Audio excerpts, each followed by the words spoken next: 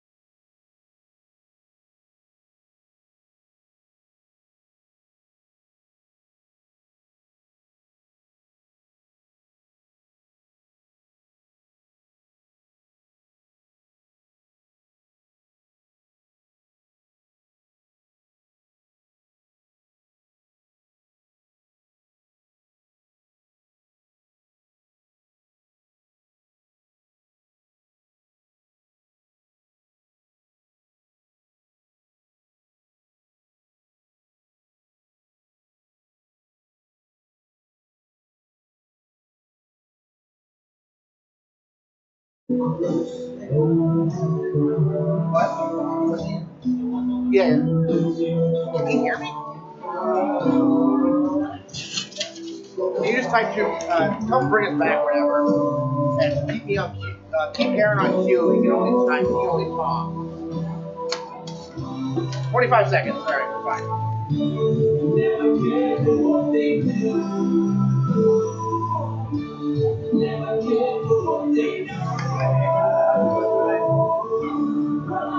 10 seconds.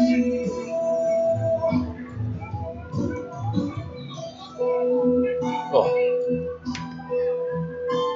And welcome back into the Spectrum Healthcare Partners broadcast booth. My name is Aaron Morse, alongside Kyler Zitch, bringing you all the action here this evening. Lewiston and Sanford High School football. Let's get to our keys to the game, starting with Lewiston, the home team.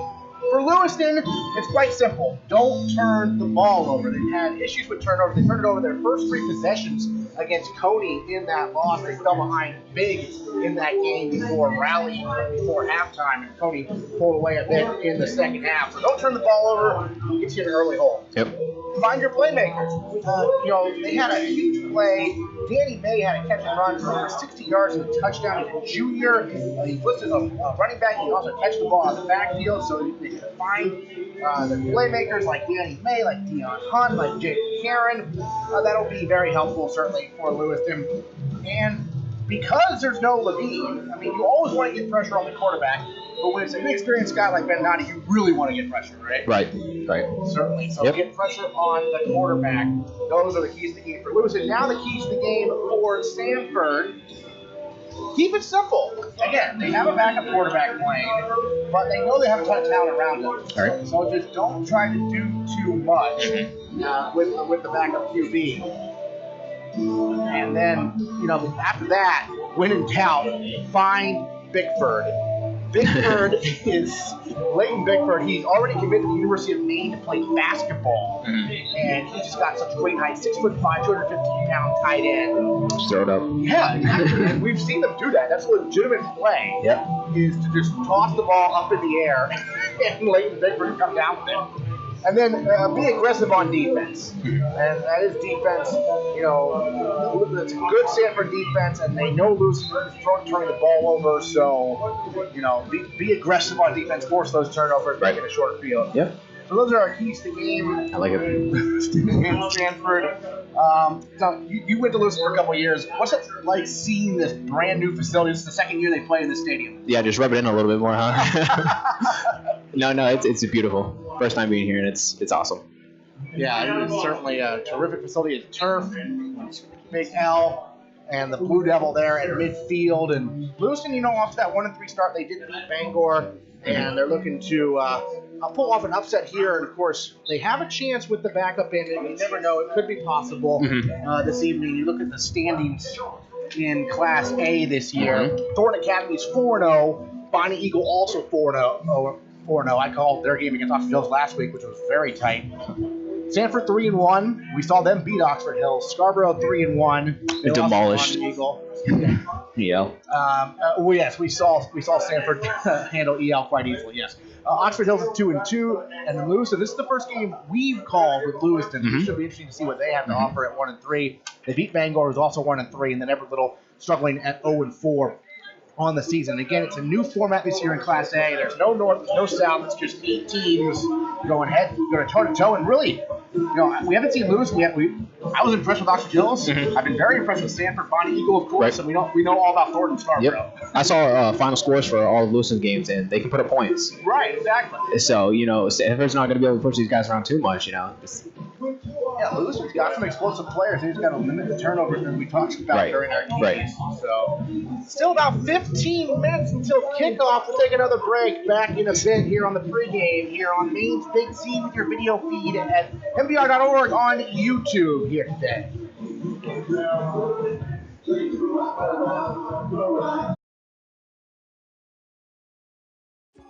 They try to put me back in as quick as possible. The doctors and physical therapists try to tell you what's wrong right away so you can just get it fixed and get back to what you're doing and have your normal life or try to be even better than what you were before. It's important for a parent to have someone here in Saco, close to the Biddeford-Saco area, because we have a lot of sports teams. When you have your daughter or son that's injured, in my case, my daughter, it's nice to know that you have someone local, someone that you can trust, and someone that is expert in sports injuries.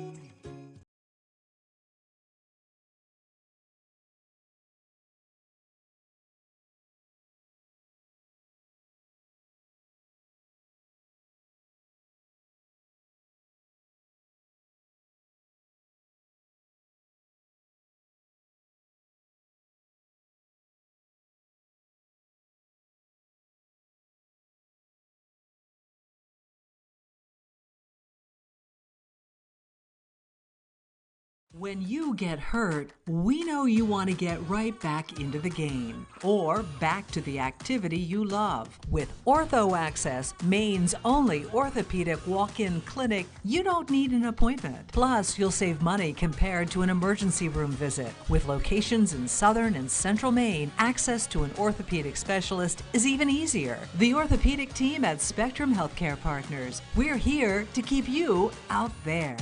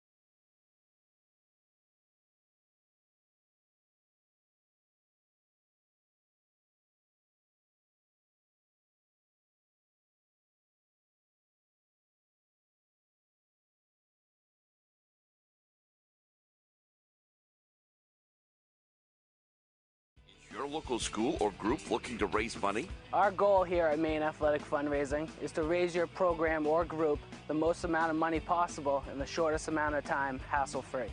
over the last 3 years, we've been able to raise over $10,000 every year, which has really allowed us to get the extra stuff the kids really need to run a successful program. One of our biggest goals at Maine Athletic Fundraising is to really develop a relationship on the ground with the coaches, the community, and the boosters that are involved, and help bring them together and understand how important it is to fundraise.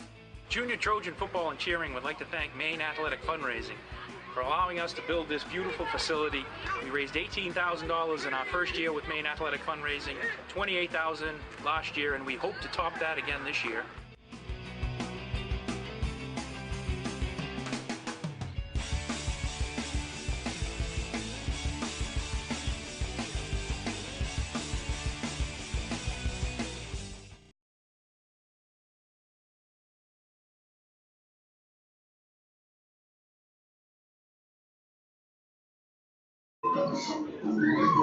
And welcome back into the Spectrum Healthcare Partners broadcast booth at Lewiston High School. Brand new facility, second season here.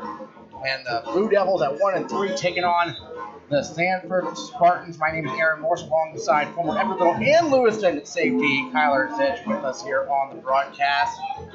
Again, these records 3-1 and 1-3 with the backup QB. Anything's possible. We talked about some of the keys to the game. You mentioned you watched a little bit of Lewiston film. What have you noticed about them? You mentioned they put up some points.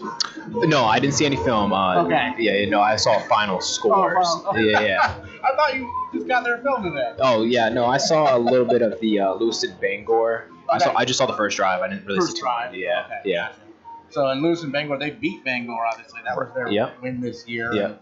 Obviously, Bangor has hit a rough patch. Right, exactly. It doesn't really say too much, but you're gonna, be able to see some pieces of what they have. Right. And when you were playing, was Bangor really good? Or? Bangor was really good. Yes, Yeah. yes, yeah. They had a top running back in the state at that time when I was over there. Yeah. And they've obviously hit a rough patch up there. And it's been an opportunity for schools like Oxford Hills, for schools like Sanford to step in and really make a move. And Lewiston's got a chance too. Lewiston's obviously had some pretty good players in recent years. They've been in the postseason, but just still trying to get to that upper echelon of Class A. And right now we're about 7 minutes until they get the pregame stuff started. So we got a 7 o'clock kick scheduled here today. And again, going over some of the key players for both these teams, starting with the visitors from Sanford. We've called their games quite a bit, pardon me. That was a little bit of a, not quite an FCC violation, but just slipped the time. All right, Jake Beninati is their quarterback. Yeah, he looks good. He looks good.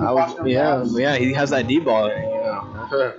So yeah, he was chucking it deep. So Beninati could back up Levine. So we'll interesting to see what he does. I want to see how their game plan, kind of plays out too. Are they going to kind of leave him in the pocket? Or are they going to, do those quarterback runs that they do with Levine? How simple are they going to make it for this kid? Right. Well, Levine last game had a 66-yard touchdown run on the first play of the scrimmage, which every week with the guy. Yeah, but not this week. So Beninati takes over because of the injury to Levine, and then Leighton Bigford, we touched on him, basketball star, big target for him to throw to. 6'5". And then Ethan Shane had the game-clinching interception against Biddeford on defense. He's a playmaker on offense as well. They love to get the ball in the hands of Shane in open field and see what he can do. So Caleb Sauce here as well, running back. He's more between the tackles type guy, but he'll certainly be running a lot for them. And then Reese Boucher is a big press. He's 6'4", 285 pounds. Yes. Lineman, two-way lineman there for Sanford as well. And so see, he'll have to try to protect Beninati today and let him have some time in that pocket, as you mentioned, because he does have a strong arm of what we've seen here during warm-ups. Lewiston, again, neither of us have seen Lewiston yet this year, but Cameron Karen, the quarterback, is just a sophomore, so this is his first year. Cortez was their starter in the previous 3 seasons. Karen is the guy this year. No relation to Jaden Karen, but he will be throwing to Jaden Karen quite a bit, 5'7" junior. And then Danny May is also a junior, and so Dion Hunt, tight end, a junior as well. Those are some of the guys you expect to see, and then a lot of Dylan Jackson on defense. Dylan Jackson kind of lockdown corner, 5'9". Yes, very athletic. We'll see who he matches up against, because the big question is, who do you try to have guard Bigford? Because Bigford is 6'5", and I'm not seeing that type of height on the Blue Devils. They are not as tall, certainly, as Bigford, so it'll be interesting to see what they try to do defensively against him. And then we also have to watch out for them when they're on offense, because we've seen Bigford get interception at the defensive end spot. We can jump, too. Yeah. Basketball, defense. there it is. Right, you can jump up and grab your pass if you think you're making a safe play. So, and then the head coach of Lewiston is Darren Hartley, and you didn't play for Darren Hartley, but growing up you knew all about Darren Hartley. Right, both from Lewiston and Edward Little, we knew about him. Yeah, when I went to Lewiston, we definitely heard his name, and we despised that side of the bridge. So, but once I transferred over to Edward Little, coming up, I wanted to play for the guy, but he ended up leaving, just before I was able to, play for the varsity. But he led Edward Little some very good years. Right? Yeah. I think it was back in I'm not gonna throw out like a random day, but around 2001, 2002, went to the States, ended up losing it. But he's a great coach. He's done baseball. He's done it all. His first season leading the Blue Devils since his return here to Lewiston High School. Yeah. His son, of course, played quarterback at Edward Little quite recently. Last check, University of Maine. Right. Yeah, yep. On there. Yep. Then Mike Fallon, the head coach of Sanford. Sanford for years struggled between Class A South, but the last few seasons have really started to emerge. They have beaten Lewiston 4 straight times, although they haven't played since 2016. So it's been a while for both these squads. We'll take another break. When we come back, we should have your opening kick. Lewiston, Sanford, here on Maine's Big Z. Video feed on YouTube at MBR.org. They try to put me back in as quick as possible. The doctors and physical therapists try to tell you what's wrong right away so you can just get it fixed and get back to what you're doing and have your normal life or try to be even better than what you were before. It's important for a parent to have someone here in Saco, close to the Biddeford-Saco area, because we have a lot of sports teams. When you have your daughter or son that's injured, in my case, my daughter, it's nice to know that you have someone local, someone that you can trust, and someone that is expert in sports injuries. When you get hurt, we know you want to get right back into the game or back to the activity you love. With Ortho Access, Maine's only orthopedic walk-in clinic, you don't need an appointment. Plus, you'll save money compared to an emergency room visit. With locations in southern and central Maine, access to an orthopedic specialist is even easier. The orthopedic team at Spectrum Healthcare Partners. We're here to keep you out there.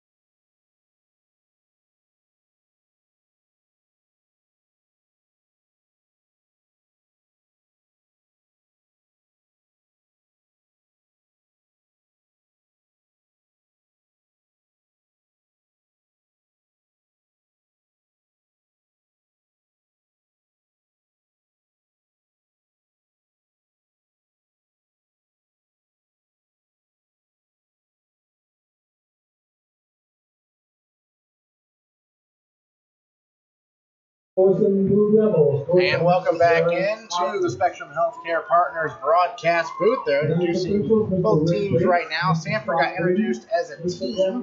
Meanwhile, Lewiston introduced right now, coached by Derek Hartley in his first season.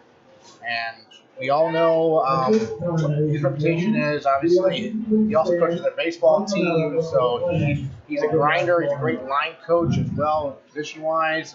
Should be a good game here tonight. National anthem about to start, so we'll take one final break on the radio side. We'll leave it on the video so you can hear it here on MBR. And Maine's Big Z back in a minute.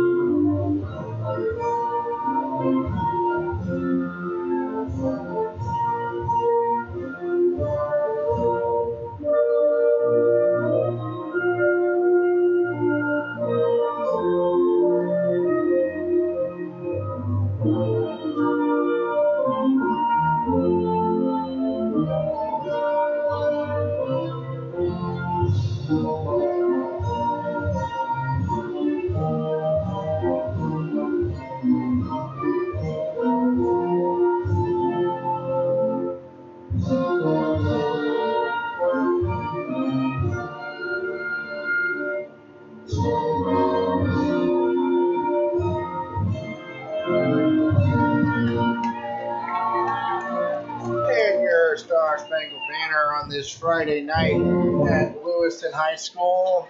About ready to take on the Spartans of Sanford. And again, the big storyline that we're following, no Xavier Levine. He got hurt at the end of that win over Biddeford. And so Jake Beninati, sophomore 6-footer who was throwing it deep during warm-ups, will take over at quarterback. We did see a little bit of him in the Edward Little game at the very end. It was a little bit out of hand, and now the captains will now meet in midfield. Dion Hunt and Dylan Jackson, two of the captains for Lewiston, and across the way for Sanford, you have 4 captains, including Peter Cusack, as well as number 12, Riley Bougie. He's an outstanding player. Number 75, Reese Boucher, and number 28, Caleb Saucier, the captains for the Spartans, as we're about ready to have the coin toss. As both coaches also met at midfield there. Hartley went out there along with Fallon to greet each other. These two programs have not played each other again in a few years now. Sanford's won the last 4 matchups going back to the turn of the century. They don't play that often because it used to be north and south. Now they'll be playing every year. Yeah. Referees going over the rules and with the 2 captains. And now Boucher will have the opportunity to call this coin toss. And then we'll get ready for some high school football on a beautiful facility here at Lewiston High School. We're waiting to see how the coin toss shakes out. And the coin toss appears to have been won by Sanford.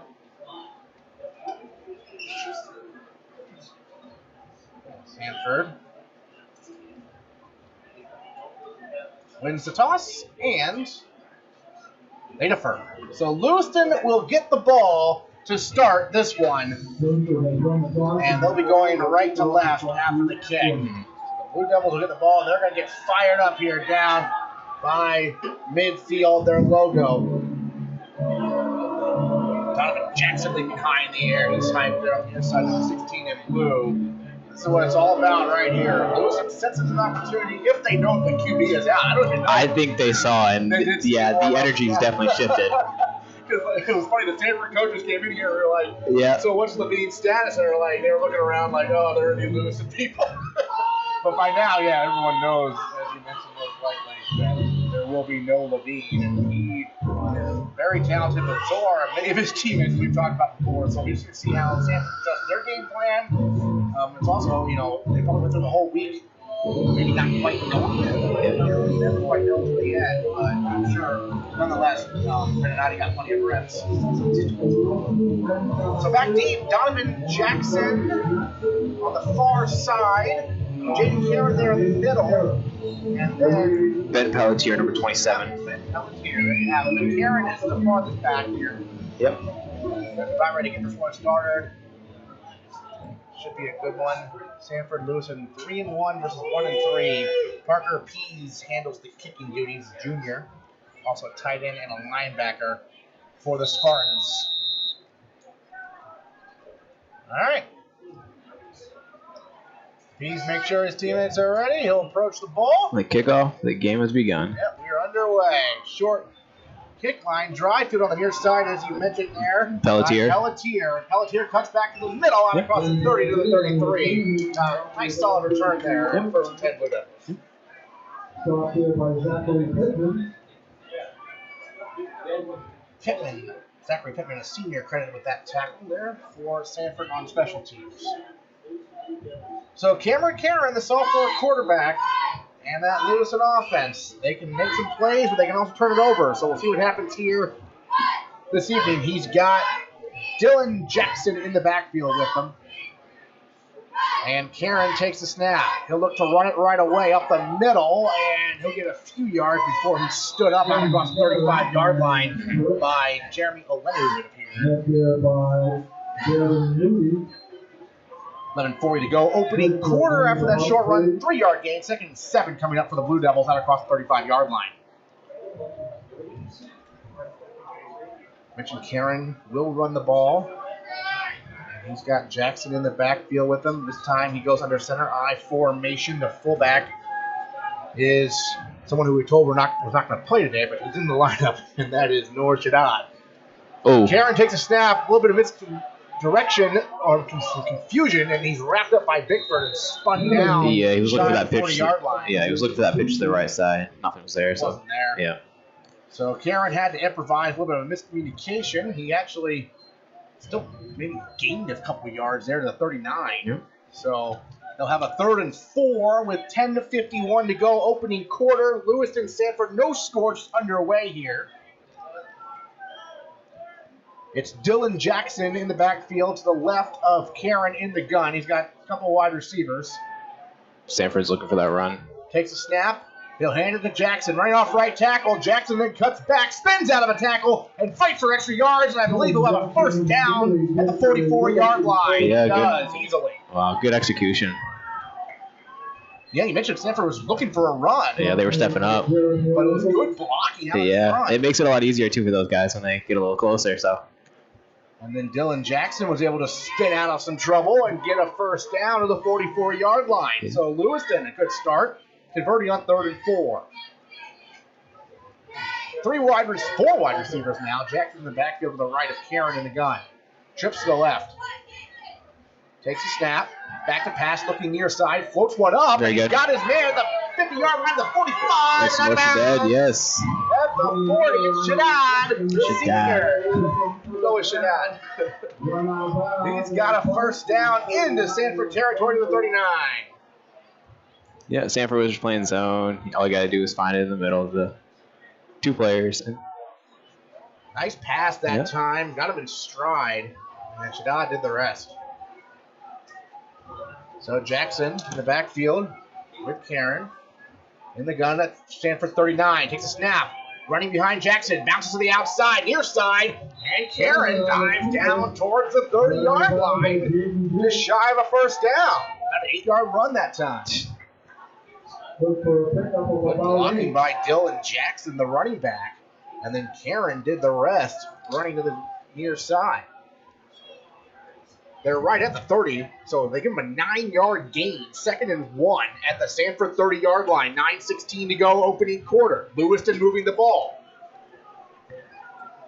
Jaden Karen splits out wide to the right. 3 wide receivers here. Dylan Jackson in the backfield with Cameron Karen. Put a man in motion to the right now.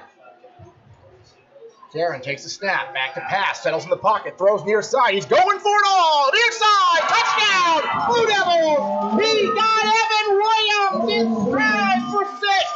Wow. A 30-yard touchdown pass, and the Blue Devils take a 6-0 lead with 8:51 to go in the opening quarter. Evan Williams, 6'2", 195 pounds, senior wideout. And it was right there for him in the end zone. He was wide open for the touchdown. Yeah, good play call.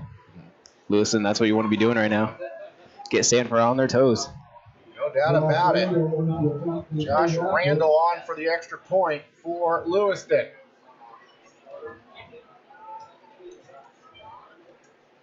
Here's the snap. The kick is blocked. So the extra point is blocked. Can you return this in high school? No, you can't. I'm never quite sure on that one. I believe it was blocked by Ethan Guillemette, if I'm not mistaken, that time. At least he's acting like he blocked it. So the extra point is blocked. 8:51 to go in the opening quarter. Lewiston 6, Stanford 0. Back in 30 seconds on Maine's Big Z.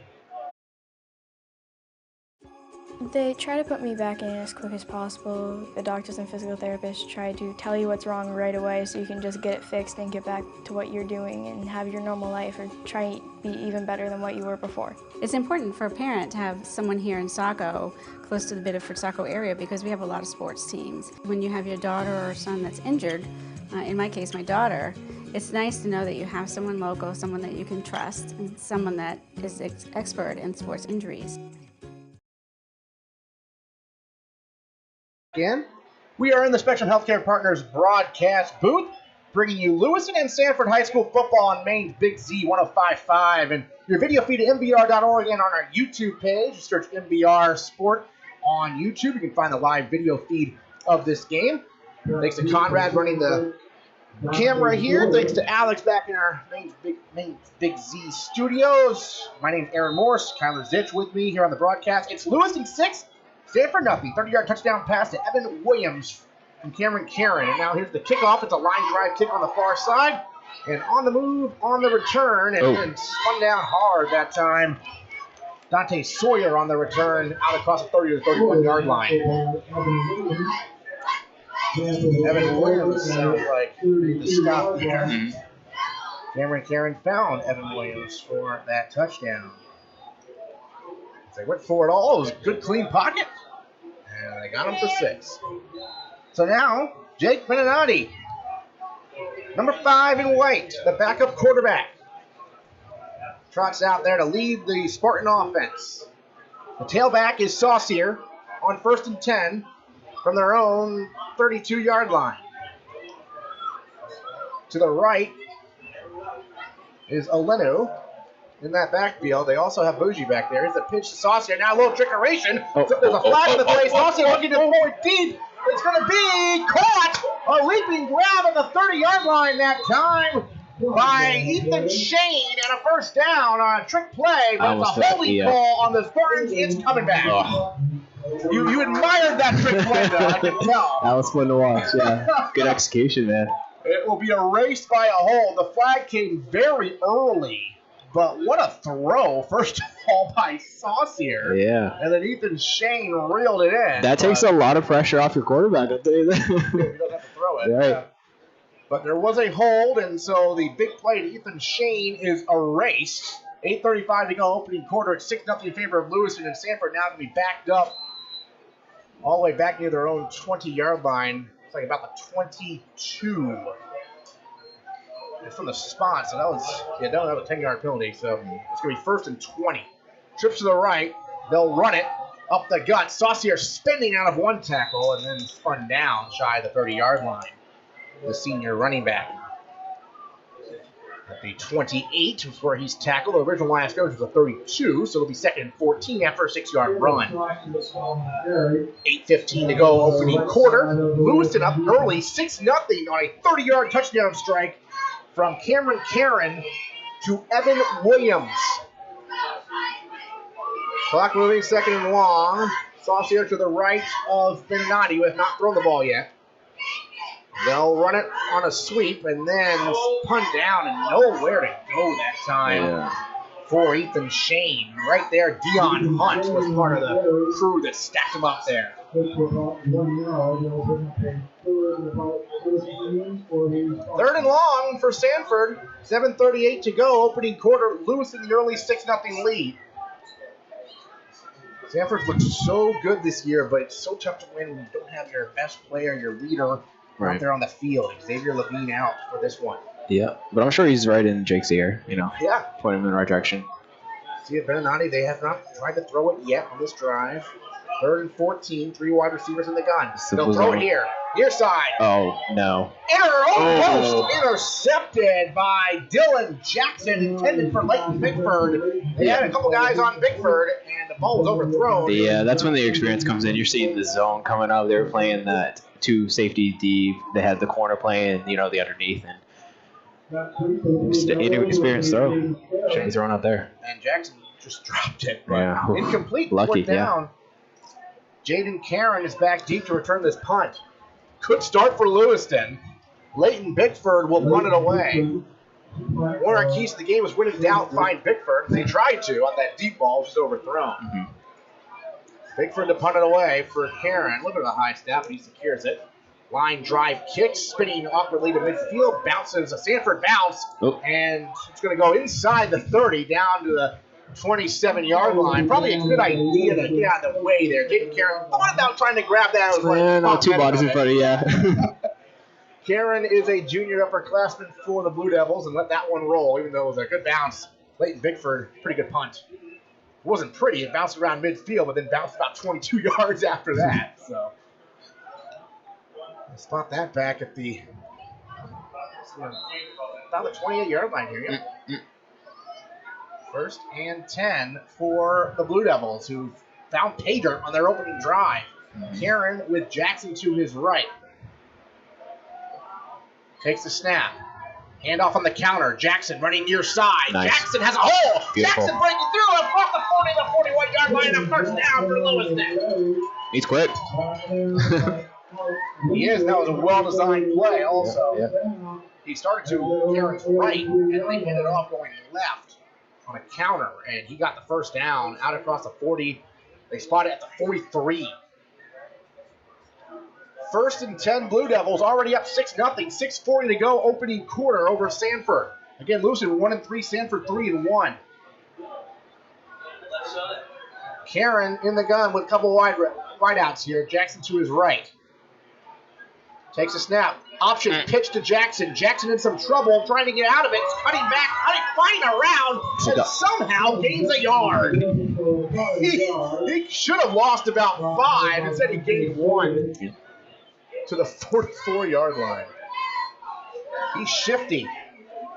We were told to watch out for Dylan Jackson on defense, but how about on offense here as their running back? 2nd and 9 from the 44. 5:55 to go. 1st quarter. Lewiston by 6. I formation here. Jackson the tail of the tandem in the eye. Karen under center. Takes a snap. Hand off to the fullback. Bouncing near side to midfield. 45 to the 40 to the 35. Inside the 35. Down to the 30-yard line. Noah Shadad, the senior fullback with a big run and a 1st down into Sanford territory. Lewiston looking crisp right now. Another well-designed play, and Sanford calls timeout. Yeah, they got a corner injured. Getting off the field. Sanford did call time there, so we'll take a 30-second break. With 5:39 to go in the opening quarter, Lewiston 6-0 over Sanford, and they're moving the ball down the field. Back in 30 seconds on Maine's Big Z. When you get hurt, we know you want to get right back into the game or back to the activity you love. With Ortho Access, Maine's only orthopedic walk-in clinic, you don't need an appointment. Plus, you'll save money compared to an emergency room visit. With locations in southern and central Maine, access to an orthopedic specialist is even easier. The orthopedic team at Spectrum Healthcare Partners. We're here to keep you out there.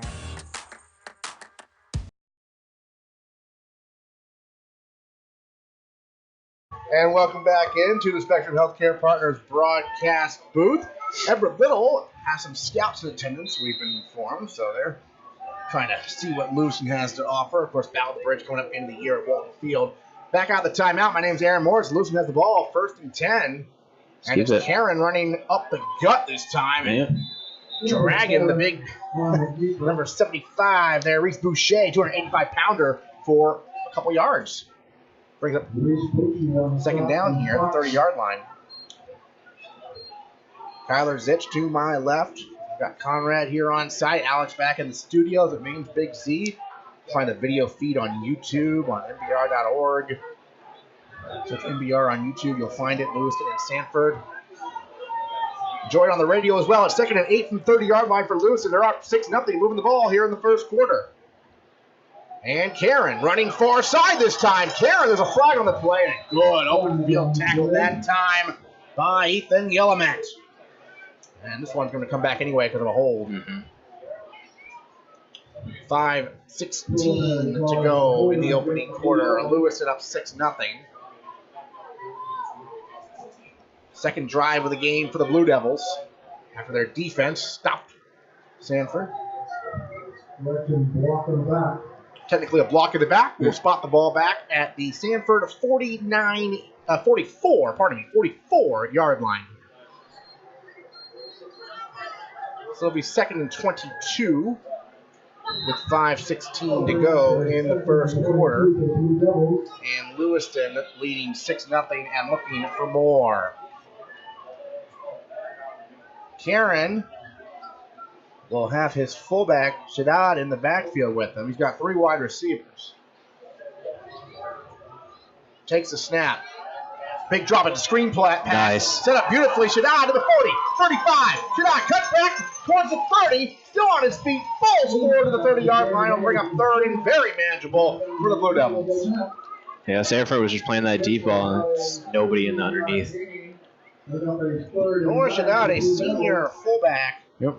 5'9", 160 pounds. Really well-designed screen pass that time.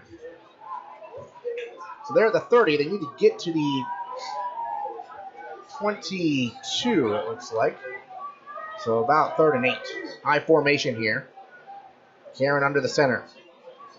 Takes a snap, the pitch. Dylan Jackson, tailback. Nowhere to hide that time. From number 21 in white, Jared Messinet, a junior outside linebacker for the Spartans. They'll bring up 4th down at the 30-yard line for the Blue Devils. Kind of in no man's land here, so I imagine they'll go for it. Yeah, their field goal kicker wasn't that great warming up either, so.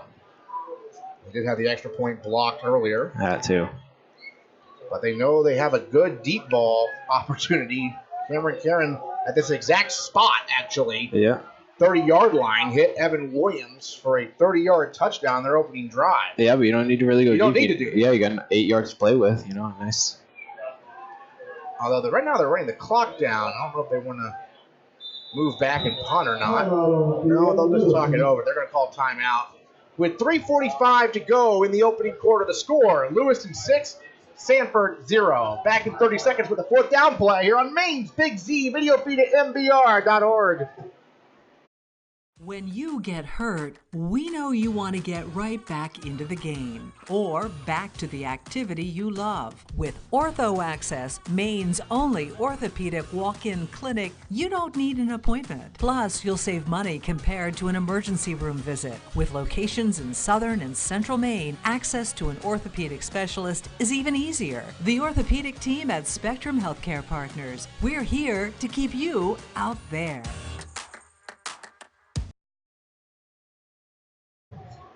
And welcome back into the Spectrum Healthcare Partners broadcast booth. My name is Aaron Morse, alongside former Everett Little and Lewiston safety Kyler Zedge. What up? Bringing you all the action. Sanford versus Lewiston on this Friday night at Lewiston High School. 3:45 to go in the opening quarter of this game. Lewiston up 6-0, facing a 4th down and a long 7 at their 30-yard line here. 4 wide receivers on 3rd down and 7. Karen in the gun. Shaddad to his left. Takes the snap. Back to pass. Has to scramble for his life. Back to midfield on 4th down. Rolling to his right. Now throws on the run. Oh, he almost got a man. There's a flag on the play. The pass was just shy of Dion Hunt. I wonder if that's a pass interference. It could be. Wow. He actually had Hunt open. Yeah. Throw. I'm not sure who's intended for. Either overthrown or underthrown because there's a receiver crossing in front. And Lewiston's clapping like this one's going to be against the Spartans. Pass interference on Sanford. Woo! And that will be a 1st down. Wow. Ball's going to be spotted. That was a good play by the QB, too. He kept that play alive. Yes, he did. I admire that. I thought he was going to tuck and run, but nope, he was looking. He ran 20 yards backwards to his right and was able to then run forwards, throw it on the run, and draw a pass interference. So it's first down to Sanford 15-yard line for Lewiston. Jackson to the right of Karen. And we have a whistle, and Lewiston wants a timeout. So Darren Hartley he's not afraid to call timeouts early in this game to talk things over. Certainly. So Hartley calls time, and the Blue Devils will think things over. We'll take a quick 30-second break. It's 1st and 10 in the red zone for Lewiston, already up 6-0 against Sanford in the first quarter. 3:35 remaining in the opening quarter of action on Maine's Big Z with your video feed, MBR.org. They try to put me back in as quick as possible. The doctors and physical therapists try to tell you what's wrong right away so you can just get it fixed and get back to what you're doing and have your normal life or try to be even better than what you were before. It's important for a parent to have someone here in Saco, close to the Biddeford-Saco area, because we have a lot of sports teams. When you have your daughter or son that's injured, in my case, my daughter, it's nice to know that you have someone local, someone that you can trust, and someone that is expert in sports injuries. And welcome back into the Spectrum Healthcare Partners broadcast booth. 1st and 10 Blue Devils at the 15-yard line of the Spartans. 3:35 to go, opening quarter. Already 6-0 Lewiston. Karen takes a snap. They'll run it. Dylan Jackson up the middle, spinning around, then brought down by a pair of Spartans that time. Brought down by number 55, Darren Moody, as well as number 21, Jared Bissonette, after let's see, a gain of 2, it looks like, to the 13. Yeah, will be 2nd and 8 coming up from the Sanford 13-yard line for the Blue Devils. 3:11 remaining, opening quarter. Lewiston up 6-0. Karen with Jackson to his right. 3 wide receivers. Make it 4 if you count the tight end, to split off a little bit to the right side. Karen takes a snap. He'll run it himself right up the middle. Karen for the goal line. Dives to the 2-yard line. It'll be a first down and goal to go for the Blue Devils. I love these play calls right now, man. They came out with the game plan, and they are executing it to perfection. Yes. Sanford's crowding that box. They got 6 guys under, and they got going against that 5 offensive linemen. They're still running it with that QB. I love it. Karen. Yeah, it's very athletic. Up the middle, the sophomore looking sharp. 1st and goal from the 2. Jackson the tailback, Karen under center. Shaddad will go to the right side. Just give it to him. It's an I formation. Right up the middle. Jackson the tailback. 1st and goal from the 2. Karen, hard count, takes a snap. Hand up, Jackson. There you go. Jackson plunges, and he's shy of the end zone. He's down goal 1. It'll be 2nd and goal. Try it again. Line it up, boys. Yeah, they just went right up the middle, and they got a yard. Yeah. Now you can maybe even sneak it. Although sometimes sneaks can lead to fumbles, and we know turnovers have been an issue for Lewiston, but not yet in this game. Yeah, it's playing for us right now. 2nd and goal from inside the 1-yard line. Jackson the tail, the tandem of the eye. Karen under center. He's got 2 wide receivers if he wants them. Hunt the tight end to the right. On 2nd and goal, Karen takes a snap. There you go. Back, Shaddad up the middle, and he stops short. Excellent defense on the goal line by the Spartans. It looked like number 51, Zachary Pittman, and Reese Boucher, number 75, were in on that stop. 3rd and goal for Lewiston. Minute 28 and counting to go in the first quarter. They're inside the 1-yard line, already up 6-0. The Sanford defense trying to hold, though. They know what's coming right up the middle. Karen under center. Tail the tandem of the eye is Jackson. Shaddad the fullback. Step up. It's going to be a handoff. And the ball is lost. The fumble is recovered by the Spartans.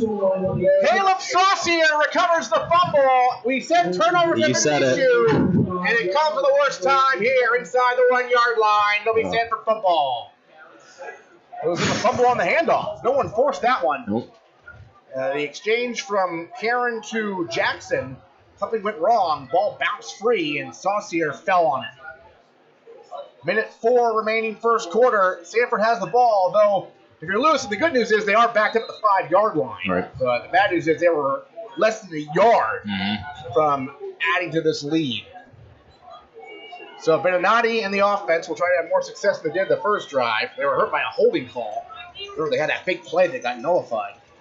Saucier in the backfield, trips to the right on 1st and 10. Yep. Handoff Saucier off left tackle, and he has nowhere to hide from a pair of Blue Devils. Led that time, it looked like, by number 36, Garrett Mack. Right. Garrett Mack on the stop for the Blue Devils. Inside a minute to go, first quarter. Maybe a yard for Saucier, second down. Coming up for Sanford, back in deep in their own territory. They'll let the clock run a little bit. Going left to right on your radio dial. Quarterback, Benanati. He got a couple of backs with him. Hand off again, Saucier. He bobbled it, but then recovers. Saucier fighting for extra yards, and he stood up at the 10-yard line. He'll bring up 3rd down and 5. About a 4-yard run that time. Very physical. That was a good run. Yeah, there wasn't much room. No. Got the yards he could. About 5 seconds left here in the opening quarter. Word. And that will be the end of the first quarter. The score at the end of 1. Lewiston has the lead, but they feel like it should be more. They lead 6-0 over Sanford. Big 3rd down and 5 coming up on the other side of this 30-second break on Maine's Big Z with your video feed at MBR.org. They try to put me back in as quick as possible. The doctors and physical therapists try to tell you what's wrong right away so you can just get it fixed and get back to what you're doing and have your normal life or try to be even better than what you were before. It's important for a parent to have someone here in Saco, close to the Biddeford-Saco area, because we have a lot of sports teams. When you have your daughter or son that's injured, in my case, my daughter, it's nice to know that you have someone local, someone that you can trust, and someone that is expert in sports injuries. And welcome back into the Spectrum Healthcare Partners broadcast booth. Second quarter about to get underway. Lewiston leading Sanford 6-0. Sanford has a 3rd down, but deep in their own end, about 5 yards to go. And Kyler, your thoughts on this game so far? It's going the way Lewiston wanted it to go. Until that turnover. Right. They were a yard away. Right. They get a stop here. They might have some good field position. Yep. So Sanford at their own 10-yard line. They got to get to about the 14, maybe the 15 here. Takes a snap. Oh, he's passing. He is passing. It's not The there. throw is incomplete. Intended that time for Saucier from Benanati. That's his second pass attempt today. The other one was that deep ball. Now incomplete. Yeah. So it's 4th down. Clock stops. 11:54 to go in the half. Yeah, when you got Dion Hunt 6'1" in your face, I wouldn't be throwing that. Yeah, Dion Hunt, defensive end. For Lewiston, yeah. Junior, strong player, also a tight end on offense. He's a playmaker. So Leighton Bickford has to be careful here on this punt.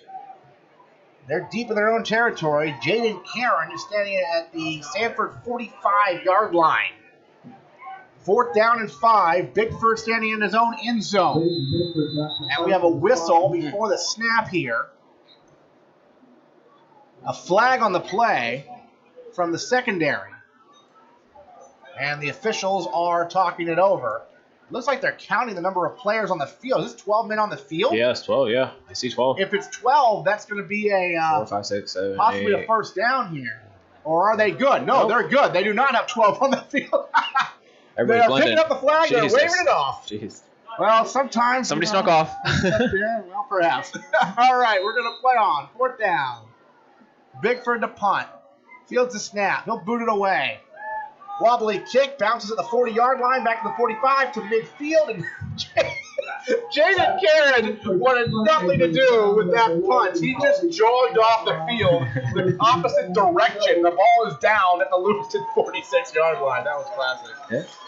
He wasn't even bothering to wave people off. He was like, I'm out of here. Nope. 1st and 10 Lewiston at their own 46, up 6-0, 11:43 to go here. Yeah, that was a good stop by Lewiston. So now we got to see if they can actually score, get some points. Yeah, they turned it over, but they did not give up any points off the turnover. They get the ball back in good field position. Yeah, they're coming out here feeling good. Cameron Karen, who's been trusted in shotgun and under center quite a bit here so far this evening, the sophomore quarterback. In his first year starting. Tanner Cortez had a solid career, but now it's Cameron Karen's time. I really want to see him throw it up to Williams on the outside. Ben Pelletier is the back. Yep. Takes a snap. And off Pelletier on the move, and Pelletier is stacked up and thrown back that time. Hard hit by, I believe, Alex Winchell, number 52. Winchell, a 6-foot defensive tackle, senior. Not the biggest guy in the world, but a good play there. Loss of 1 to the 45. 11:19 to go, second quarter. Clock moving. Lewiston up 6-0. Karen with Dylan Jackson is back in. Karen in the gun. Couple of receivers, takes a snap, looking far side, looking for Williams. And it is intercepted and followed a couple of times by Ethan Shane before he brought it in for the pick. Good zone coverage by the Sanford defense. That's good. Yeah, Karen is overthrew it. Yeah, Evan Williams is frustrated because he never had a chance. He's big too. He's like 6'2". He's got good height. Yeah, Evan Williams is 6 foot, 295 pound senior who got the touchdown earlier with that pass overthrown, and then Ethan Shane bobbled it and was able to somehow hang on to it. Good concentration. Yeah, really good job to reel that one in by Ethan Shane, who had the interception that clinched the win over Pittsburgh last week, and he gets a pick here. So again, that's been the bugaboo, right? Turnovers. And they've turned over 2 straight possessions, and now it's good field position for the Spartans. Beninati in the gun, takes a snap, they'll run it up the gut, and fighting for yards here is number 12 in white, Riley Bougie, and he'll fight his way to the 47-yard line. Get a few yards. 3, maybe 4. Give him 5. 2nd and 5 here for Sanford. Good run by Bougie. This time they'll hand it off Saucier, running far side. Saucier cuts back. Saucier in the Lewiston territory. First down. Inside the 45, down to the 42-yard line. And as you mentioned, a first down for Caleb Saucier. He's a very slow runner. You know, he really waits for those holes to open up, and then he just, guns it. Patient. Yeah, I like it. Those holes. Beninati, not asking Beninati to do too much so far in the gun here. Nope. Hand off Bougie. Up the middle, Bougie stacked up by about 3 Blue Devils to the 40-yard line after about a 2-yard run. 10 minutes remaining, second quarter. It's 6-0 in favor of Lewiston. They turned over twice in a row. Had a chance to go by 2 scores, but a fumble on the goal line, and then the interception earlier before this drive. Pass is simply just over the head of Evan Williams. Just inside the 40-yard line are the Spartans. They have 3 wide receivers on 2nd and 7 in Lewiston's territory. Back to pass. Beninati over the middle. He's got his man, Saucier, for a first down on the 30-yard line. Dylan Jackson with a tackle, but a nice pass that time. The first completion, I believe, for Jake Beninati today. Yeah. It helps when he's wide open, too. Yeah, certainly. It was a little bit high of a pass, but he jumped up and grabbed it. Caleb Saucier, the running back. Trips to the right here. Saucier in the backfield. They'll hand it to him up the middle. Nice. And good pursuit by Dion Hutt that time. Inside the 30 to the 29-yard line go the Spartans. 6-0 Lewiston leads. 9:02 to go, second quarter. But Sanford on the move. Their only loss this year to defending state champion Thornton Academy in the season opener. And it was a close one. They had the lead twice in that game. Bougie in the backfield. Beninati will fake it. Roll to his right. He's got throw on the run. He's got Ethan Shane on the far side. Nice. And Shane fights his way to the 22-yard line. I think he might be shy of the first down, but they're close. Hey, that doesn't matter. That's completions, man. That'll build your confidence. Certainly. Rolling to his right. Yep. Did you see someone wide open somewhere else? No. I was looking at the same guy. Okay, he had him. Yeah. It is close to a first down. We'll see where they actually spot this. They're saying about 3rd and 2 here. Long 2. Manageable. Certainly. Bougie to the left of Beninati. They'll hand it to Bougie up the middle, and he's got the first down. Inside the 20 to the 19-yard line, they'll move the chains. Good run. Good push by that offensive line. Really helped. Riley Bougie, the 6'4", 183-pound senior running back, in between the tackles, getting the first down. Very good for a first down. So Sanford on the move, trailing by a touchdown. 8:22 to go in the first quarter. Oh, pardon me, second quarter. We're in the second quarter already. Yeah, I didn't think the first It's going quick, yeah. In the second quarter, all right. It's going quick. All right. But now the handoff on the counter. It's Saucier running far side. Nice Still on his hard feet, run. refusing to fall down. He's dropped at the 12. Misdirection. Inside 8 minutes left in the half. 6-0 in favor of Lewiston, but Sanford in the red zone, threatening here.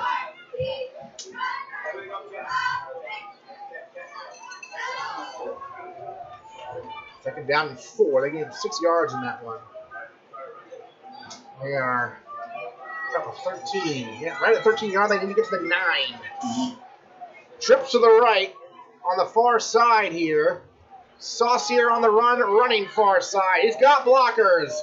And Saucier refusing to go down. He stood up for a first down, I believe, inside the 9, down to the 8. First and goal, Spartans. Jaden Karen credited with a stop, but not before Saucier moves the chains. First and goal. Spartans. Beninati. You can almost do like a quick pass right here. They'll run it though. Bougie up the middle. And Bougie dives inside the 5, down to the 3. Second and goal coming up. 6:53 to go in the half. They're going quick. They're going quick. Yeah, they had a late guy come in there. Uh-oh. This time they do have 12 men on the field. Yeah. But they'll use a timeout. Yeah, they'll use a timeout. Yeah, there was no way that substitution was going to work. Dion Hunt came running on very late. And Lewiston calls time with 6:44 to go. In the second quarter, the score, Lewiston 6, Sanford nothing, but the Spartans were on the doorstep. Back in 30 seconds on Maine's Big Z video feed at MBR.org. When you get hurt, we know you want to get right back into the game or back to the activity you love. With Ortho Access, Maine's only orthopedic walk-in clinic, you don't need an appointment. Plus, you'll save money compared to an emergency room visit. With locations in southern and central Maine, access to an orthopedic specialist is even easier. The orthopedic team at Spectrum Healthcare Partners. We're here to keep you out there. Again, we are in the Spectrum Healthcare Partners broadcast booth. Aaron Morse alongside Kyler Zich, bringing you all the action here this evening. Sanford Lewiston High School football. It's 6-0 Lewiston, but Sanford has the ball. Second and goal at the 3-yard line. In the gun, the handoff, Bougie up Touchdown. the middle. He's in. Touchdown, Spartans. Bougie from 3 yards out ties the game at 6 with 6:40 to go in the second quarter. So, the all-important extra point. Lewiston had theirs blocked. Can 35 Parker Pease, the junior, make this PAT and give Sanford the lead? Sanford this time does convert points off the turnover. They had good field position after the interception. Pease. Snap is good, the hold is good, but the kick is not good. It was just a mishit. Yep. I love Dylan Jackson chasing after that ball, trying to catch on the fly. So the extra point, no good. We are tied at 6 with 6:40 to go in the opening half. Back in 30 seconds on Maine's Big Z with your video feed at MBR.org. They try to put me back in as quick as possible. The doctors and physical therapists try to tell you what's wrong right away so you can just get it fixed and get back to what you're doing and have your normal life or try to be even better than what you were before. It's important for a parent to have someone here in Saco, close to the Biddeford-Saco area, because we have a lot of sports teams. When you have your daughter or son that's injured, in my case, my daughter, it's nice to know that you have someone local, someone that you can trust, and someone that is expert in sports injuries.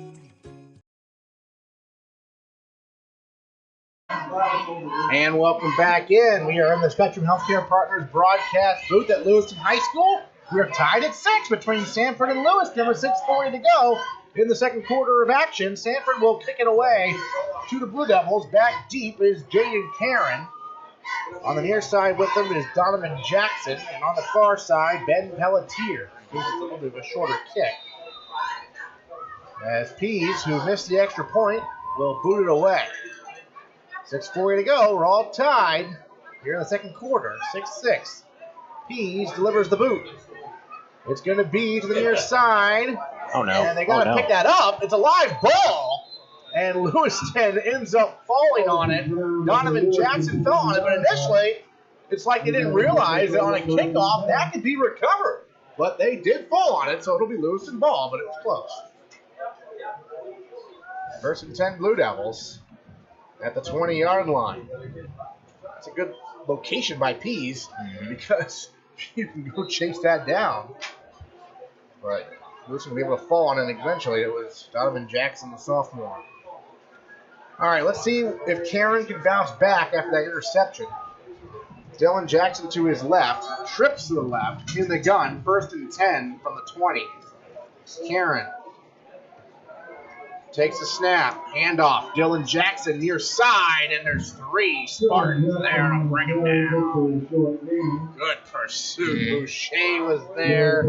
So was Bissonette to bring him down. No gain. 2nd down and 10. 6:25 to go, first half. We're tied at 6. Evan Williams has a 30-yard touchdown reception for Lewiston. Riley Bougie has a 3-yard touchdown run for Sanford. Ethan Shane has a big interception that eventually led to those points. Karen with trips to his left in the gun. Takes a snap, back to pass, looking left. That's right. Short throw, Williams has it. Williams cuts back middle of the field and dives forward for about a 4-yard gain to the 24-yard line.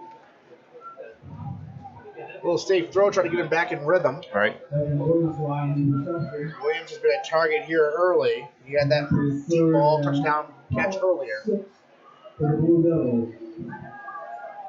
Cameron back in that huddle. Brings the play out. 3rd down and 6 yards to go from the 24-yard line. Their own 24 for the Blue Devils. 5:30 remaining in the second quarter, tied at 6. Karen in the gun. Takes the snap. Looking near side, adds another high throw, another interception. That's gone. On the near side, Come return to the 5-yard line before he's brought down that time. Jaden Jakes with the pick. Jaden Jakes had that one fall into his lap. Another high throw to the sideline, this time on the near side. 3rd straight possession has resulted in a Lewiston turnover, and it's 1st and goal from the 4-yard line for the Spartans. Ouch. Yeah, it's just another case where the release point just wasn't there, and the throw was too high, and the only guy who could catch it was a defender. And Jaden Jakes, the senior, reeled that one in, and yeah, we thought it might be a pick 6, but there was a touchdown-saving tackle there made inside the 5, 4-yard line, 1st and goal. Spartans on the doorstep, looking to take the lead.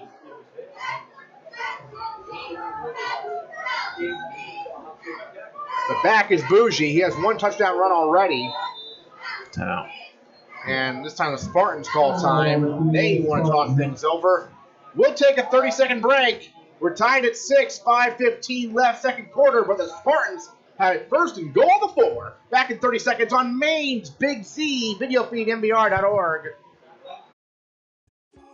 They try to put me back in as quick as possible. The doctors and physical therapists try to tell you what's wrong right away so you can just get it fixed and get back to what you're doing and have your normal life or try to be even better than what you were before. It's important for a parent to have someone here in Saco, close to the Biddeford Saco area, because we have a lot of sports teams. When you have your daughter or son that's injured, in my case my daughter, it's nice to know that you have someone local, someone that you can trust, and someone that is expert in sports injuries. And welcome back into the Spectrum Healthcare Partners broadcast booth. 1st and goal from the 4 for the Sanford Spartans with 5:15 left in the second quarter in a tie game, 6-6. 3 wide receivers on 1st and goal. The handoff, Bougie up the middle, and Bougie is in. Touchdown, Spartans from 4 yards out, and they take the lead 12-6 with 5:10 to go in the second quarter. And now they want to know if they want to go for 2 or just go for the 1 here. So the Spartans have taken the lead. And Looks now like they're going for 2. they're lining up for a 2-point conversion attempt. Beninati in the gun. Bougie to his right. Puts Shane in motion. They'll flip it on the counter to the big man, Bickford, and Bickford is cut down. There's a 2-point flag. conversion, no good. Dylan Jackson on the stop. And we do have a flag, as you mentioned, on the field. Yeah, but I don't think it matters. Okay. I haven't seen the signal yet, but it looks like Stanford knows it's against them. Yep. There's a block in the back. Holding against Sanford is So the 2-point conversion, no good. With 5:10 to go in the second quarter, Sanford 12, Lewiston 6. Back in 30 seconds on Maine's Big Z video feed, MBR.org. When you get hurt, we know you want to get right back into the game or back to the activity you love. With Ortho Access, Maine's only orthopedic walk-in clinic, you don't need an appointment. Plus, you'll save money compared to an emergency room visit. With locations in southern and central Maine, access to an orthopedic specialist is even easier. The orthopedic team at Spectrum Healthcare Partners. We're here to keep you out there.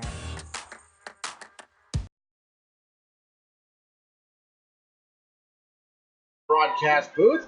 Aaron Morse alongside Tyler Zitch. Bringing you all the action here at Lewiston High School. Taking on Sanford this evening. Our Maine's Big Z. The score 12-6 Sanford after another bougie touchdown run of another interception. And here's the kickoff. Short kick fielded at the 20 by Jackson. Jackson to the 30. Middle of the field, 35. Nice. At the 40-yard line goes Donovan Jackson, the sophomore.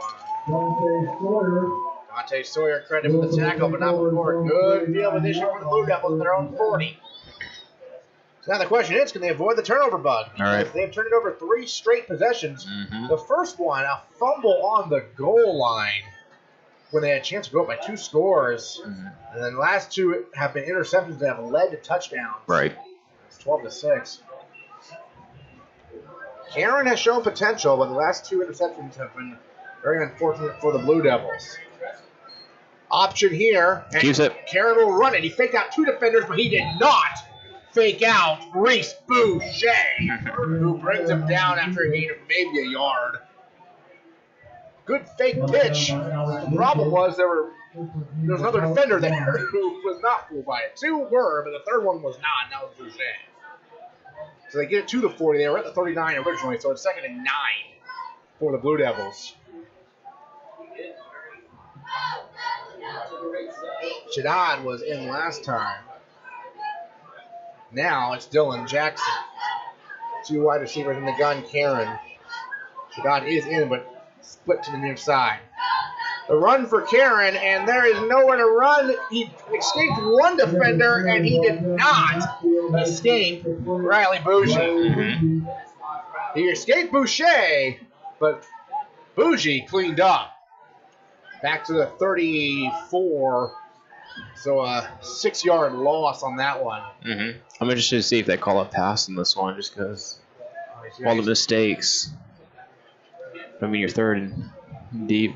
He's tried 2 routes towards the sideline. They have both been overthrown. 3 wide receivers on 3rd and 16 from the 34. Yeah, Sanford's playing that deep zone. Karen back to pass out of the shotgun. He's going to throw it deep down the middle. He's looking for it all. It's tipped, and it is. Is that caught? It's caught. It is caught by Dion Hunt for a first down. Oh, what a play inside the 35. Wow. Just a jump ball. That was not even the intended receiver. Hey, he's 6'1". And Hunt reeled it in. Wow. Now the refs are talking it over. Yeah, because I almost thought it was intercepted. It was almost intercepted. That's what I thought. It looked like he came down with the interception. I don't think that ball ever hit the ground. Oh, man. Hunt came away with it. You mentioned that you thought maybe a Sanford player had it initially. The question is, was he down, and then Hunt took it from him after he was down? Let's go back to the instant replay. First down, Blue Devils. There is no instant replay. We can look at the video on MBR later. If you're watching live, you can Wow. Dion Hunt. There you go. What a play. You had to. You, a third and deep. That's the only good choice for a play. It was a jump ball. The ball bounced around. Yep. Hunt came out of Sent nowhere all 4 guys deep. Let's see who gets to it. catch it. My goodness. Dylan Jackson in the backfield with Karen. Takes a snap. Keeps it. Karen looking to run up the middle. Karen has a hole. Cuts back near side. Oh, he lost the Was football. it? The ball's loose. No. Was he down? He appears to be down Yeah. according to the referees. Okay. The ball came out late. And jumping on it, Jaden Jakes, but Karen was down at the 26-yard line. So, down by contact. 2:55 remaining in the half. Lewiston down by 6, but on the move. In Sanford territory, the 26-yard line. Second and manageable. You could run here. Karen with Jackson to his left. I almost would. They're looking to pass. Ooh, he's got it. There's a flag. The throw is incomplete. He was looking over the middle that time. Yeah, and on the outside, he had 22 shed, didn't he? Shadid. Yeah, he was looking for Evan Williams that time. Yeah. Over the middle, and there was a hole. Mm-hmm. So that nullified anything they were going to do anyway. He wants the money ball. And they were going over the middle that time. A little underthrown. 2:34 to go, second quarter. After the holding penalty, though, this is going to go back to the 39-yard line. So Lewiston's backed up now behind the sticks. Good news is it's only second down. True. Williams is on the far side. Jaden Karen on the near side. And Cameron Karen in the gun with Jackson in the backfield. Takes a snap, option to the right. The pitch. No. Jaden Karen in all sorts of trouble trying to escape. Good contain. Not. Great contain. Yep. That time. In on the stop, number 52, Alex Mitchell. Yep. Dante Sawyer was there as well. That's exactly what you want for your defensive ends. Just sit there and wait. And they lost yards back to the 48. Yep. Both these defenses are playing really good tonight. Sanford has caused 3 turnovers, although really they've been hit to them. Mm-hmm. Losing defense, though, has made Sanford work for it. It's not like it's been easy for the Spartans. There are 2 touchdowns. Right. They were super close. You know, they had that one that just came off the 1-yard line. Yeah, one was just an impossible situation. They started with the ball on the 4. Yep. Yeah. The other, they had to drive a little bit, but it was still good field position. Well, Lewiston's offense right now, they may have to throw another jump ball because they're back at the near midfield, and the first down marker is at the 22. So, What's there?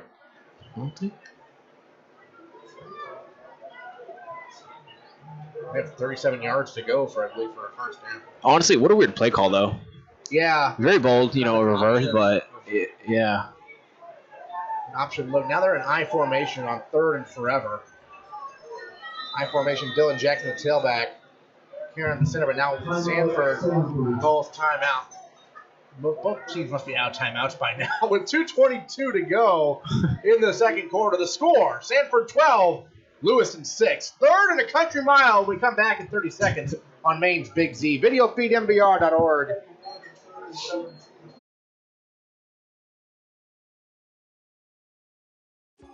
They try to put me back in as quick as possible. The doctors and physical therapists try to tell you what's wrong right away so you can just get it fixed and get back to what you're doing and have your normal life or try to be even better than what you were before. It's important for a parent to have someone here in Saco, close to the Biddeford-Saco area, because we have a lot of sports teams. When you have your daughter or son that's injured, in my case, my daughter, it's nice to know that you have someone local, someone that you can trust, and someone that is expert in sports injuries.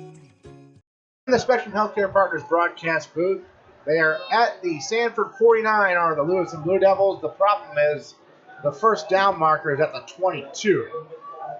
So that is 27 yards away. I said 37 earlier. It's only 27, but it's still quite the distance for a first down here. So let's see what they do here. High formation. Karen, play action fake. He's going to go for it all. Looking for Williams, near side on the go route. Where's the flag? There, he was getting bumped the whole way, but I don't see a flag. Okay. It's incomplete. They're going toe-to-toe there on the near sideline. And it'll be 4th down. So 4th down and 27. And they're looking to punt now. 2:13 left in the half. Josh Randall, the junior, will punt it. Back deep for the Spartans. Saucier standing his own 10. The kick is a directional kick, just angling it, and that went out of bounds. Where will they spot this? They'll spot it at the 30. So 1st and 10 for the Spartans, their own 30-yard line, coming up with 2:05 to go in the opening half. 12-6, the lead belongs to Sanford. If you're just joining us, Evan Williams caught a 30-yard touchdown pass to put Lewiston up 6-0. Extra point got blocked. Then later, Lewiston had 1st and goal inside the 5. A couple of runs did not get in, and they fumbled and turned it over. Sanford ended up having to punt it away, but then an interception led to the first Sanford touchdown, tied the game at 6. Extra point was no good. Then another interception made it 1st and goal for Sanford, as here's a pass. They end up scoring again. This pass far side on the move. This has to be Ethan Shane. It is Ethan Shane. He's going to take it to the barn. Touchdown, Spartans. One play. That's all I need. And they go nearly 70 yards for a touchdown. Just a simple pass to the far sideline. Ethan Shane. The minute I saw the speed, I was like, that's Ethan Shane. And Beninati has himself his first touchdown pass in this game. 18-6 Spartans. Minute 53 to go, 2nd quarter. And that's the type of big plays you just cannot afford to give up. So the Spartans go up by 12. Ethan Shane takes it to the house.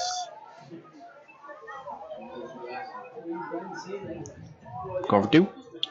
And we'll go for 2 again. Beninati with Saucier to his left. He's got 3 wide receivers. 2-point conversion opportunity. They'll flip it to Shane. Got it. Shane near side. He is in. 2-point conversion is good. And the Spartans now lead 20-6 with 1:53 to go in the half. We will take a 30-second break here on Maine's Big Z with your video feed at MBR.org.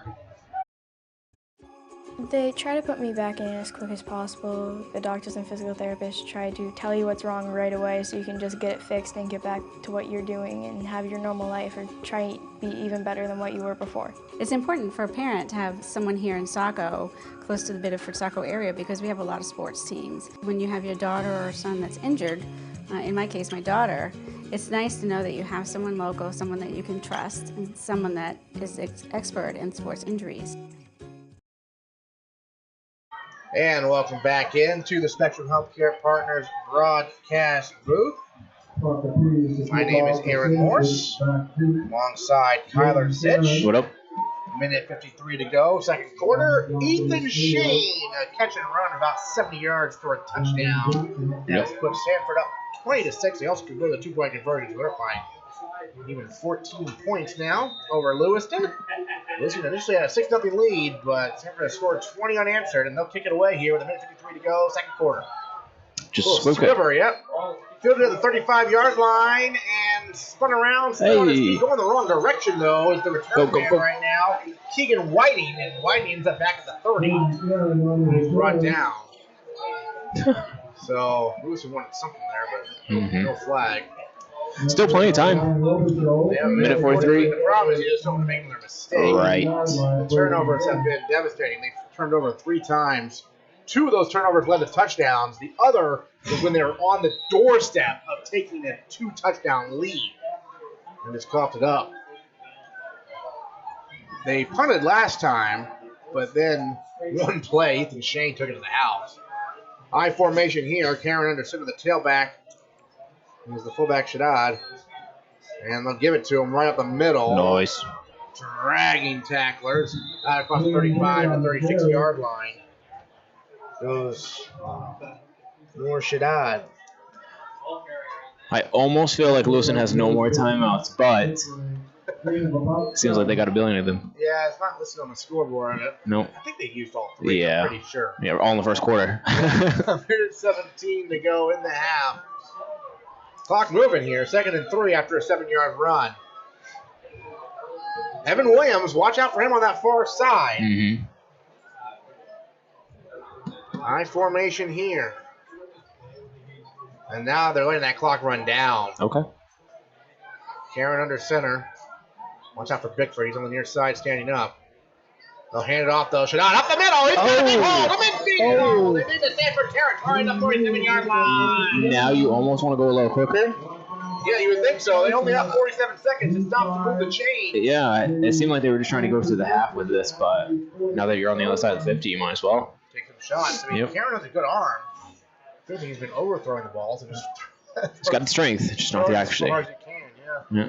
Williams on the near side here. I formation again. Hunt switches over to the left of Karen under center. In the eye with 32 seconds left in the half in Sanford territory, the 47-yard line. They're going to run it again.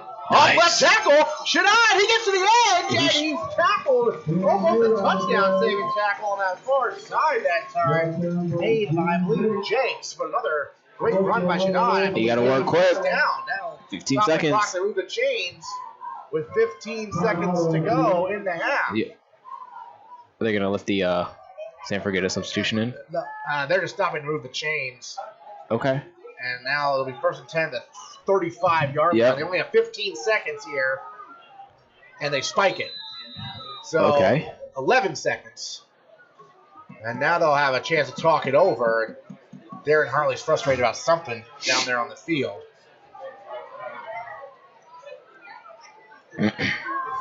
He just simply spiked it to stop the clock. So it'll be 2nd down and 11. Oh, there was a Lewiston player injured. He was trying to get a sub in. Ah, yes. Yeah, this is dead. So died. Number 22. Yeah, it was a good run. Yeah. A couple of good runs there by the senior fullback. Yeah, it's cold. You know, those aren't. Feeling's not all there. So they're sending him on the sideline. So now Karen, with 11 seconds left at the 36. Yeah, Sanford's playing that deep coverage. Here in the half. 4 deep. By 2 touchdowns. Karen back to pass. Rolls to his left. He's going to throw it deep down the far sideline. Jump ball. Incomplete. Nearly intercepted. As jumping up there, Dante Sawyer knocked it down with 4 seconds left in the half. And now you got to throw it for the end zone if you can. Mm-hmm.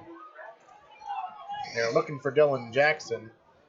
And Dante Sawyer, the ace defender there, linebacker and defensive back. Good play. All right, probably the last play here of the half, barring a penalty. 4 seconds left, 3rd down and 10 from the 35-yard line of Sanford for Lewiston here. Karen in the gun, takes a snap. He's got 3 wides. He's going to go for it all. Nope. Looking for Williams in quadruple coverage. It's incomplete. That's out. Good effort, but Sanford had everyone going over there, and that's the end of the first half.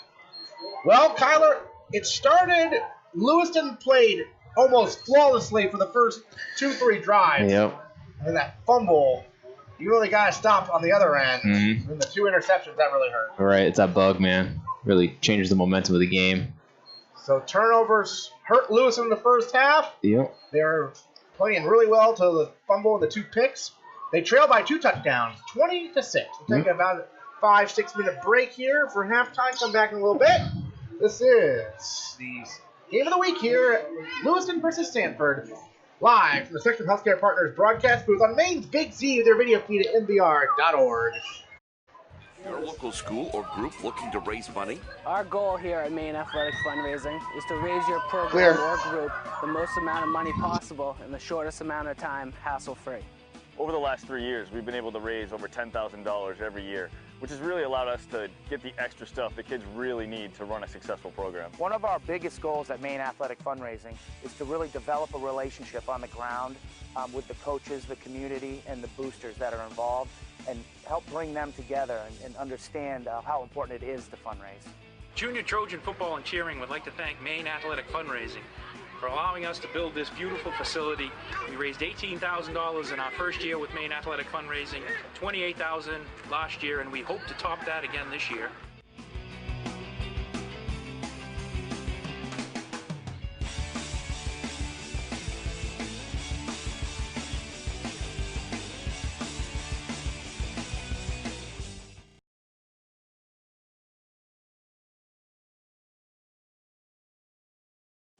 They try to put me back in as quick as possible. The doctors and physical therapists try to tell you what's wrong right away so you can just get it fixed and get back to what you're doing and have your normal life or try to be even better than what you were before. It's important for a parent to have someone here in Saco, close to the Biddeford-Saco area, because we have a lot of sports teams. When you have your daughter or son that's injured, in my case my daughter, it's nice to know that you have someone local, someone that you can trust, and someone that is expert in sports injuries.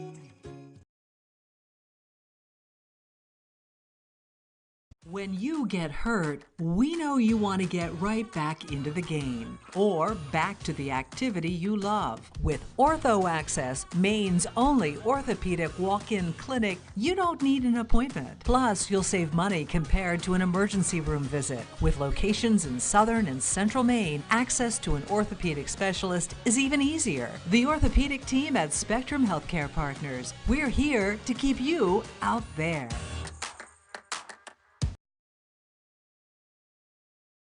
Your local school or group looking to raise money? Our goal here at Maine Athletic Fundraising is to raise your program or group the most amount of money possible in the shortest amount of time, hassle-free. Over the last 3 years, we've been able to raise over $10,000 every year, which has really allowed us to get the extra stuff the kids really need to run a successful program. One of our biggest goals at Maine Athletic Fundraising is to really develop a relationship on the ground with the coaches, the community, and the boosters that are involved, and help bring them together and understand how important it is to fundraise. Junior Trojan football and cheering would like to thank Maine Athletic Fundraising for allowing us to build this beautiful facility.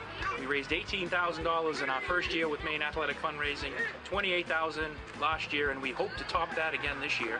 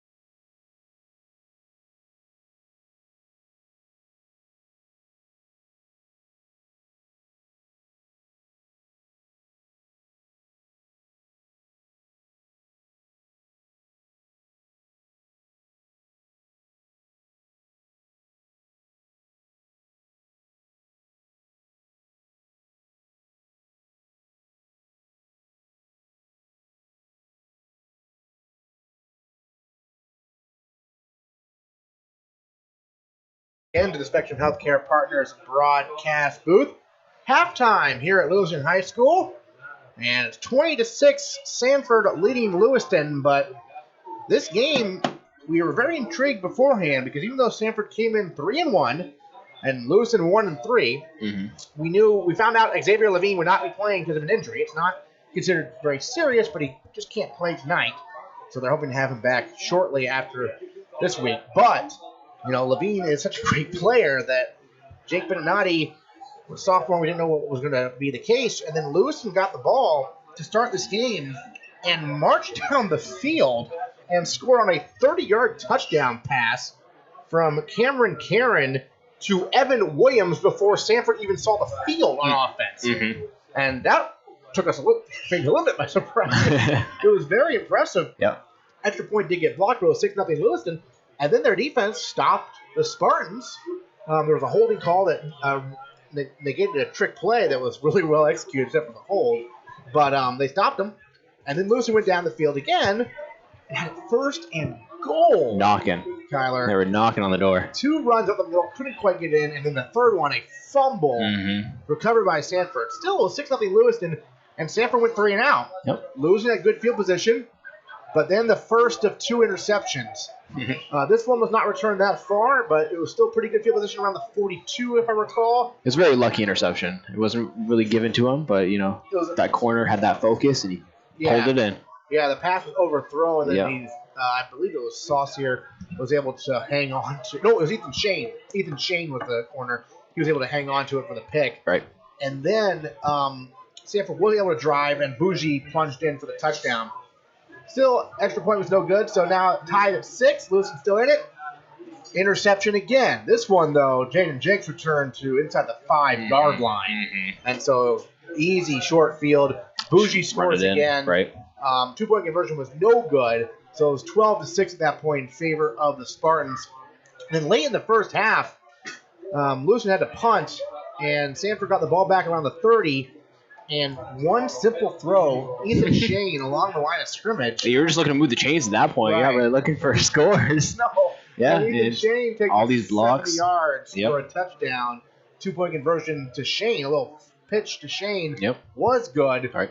So that's your scoring recap from the first half. It's 20-6 in favor of Sanford. I mean, Lewis, besides limiting turnovers, offensively, it seems like they have potential to move the ball. Yes. It's not clicking when they need to. Yeah, he's not finding the right guys. He's not looking in the zones where he should be. He's going right for the money balls. And, when you're off, you can go for those kind of plays. But when, you're knocking and behind, you can't be doing things like that. You got to be a little more focused and a little more calm with these throws. So we'll see the sophomore quarterback Cameron Karen can lead a comeback. Plenty of weapons. Another sophomore, Jake Benanati, who they haven't asked to do a whole lot. And it helps when you got a lot of experienced guys around you. These guys have been playing under these lights for the past couple of weeks, so they know it's there.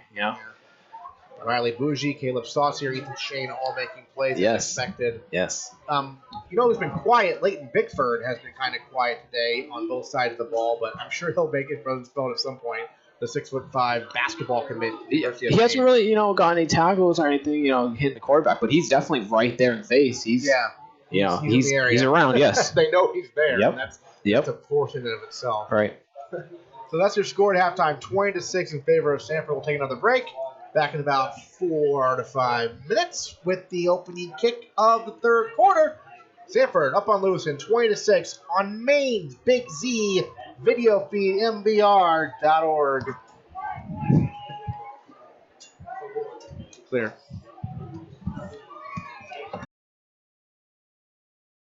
Your local school or group looking to raise money? Our goal here at Maine Athletic Fundraising is to raise your program or group the most amount of money possible in the shortest amount of time, hassle-free.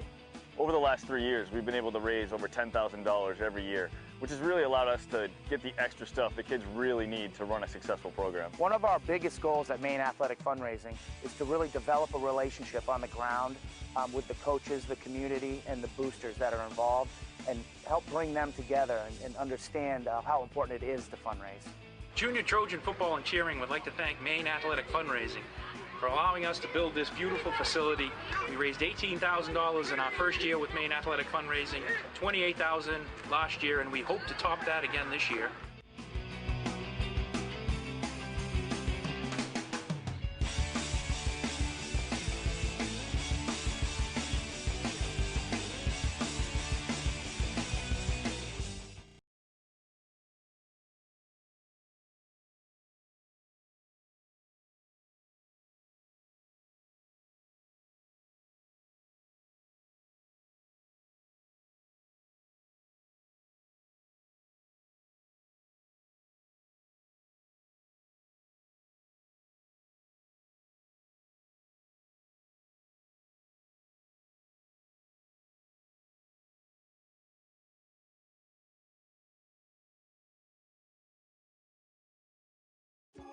They try to put me back in as quick as possible. The doctors and physical therapists try to tell you what's wrong right away so you can just get it fixed and get back to what you're doing and have your normal life or try to be even better than what you were before. It's important for a parent to have someone here in Saco, close to the Biddeford-Saco area, because we have a lot of sports teams. When you have your daughter or son that's injured, in my case, my daughter, it's nice to know that you have someone local, someone that you can trust, and someone that is expert in sports injuries.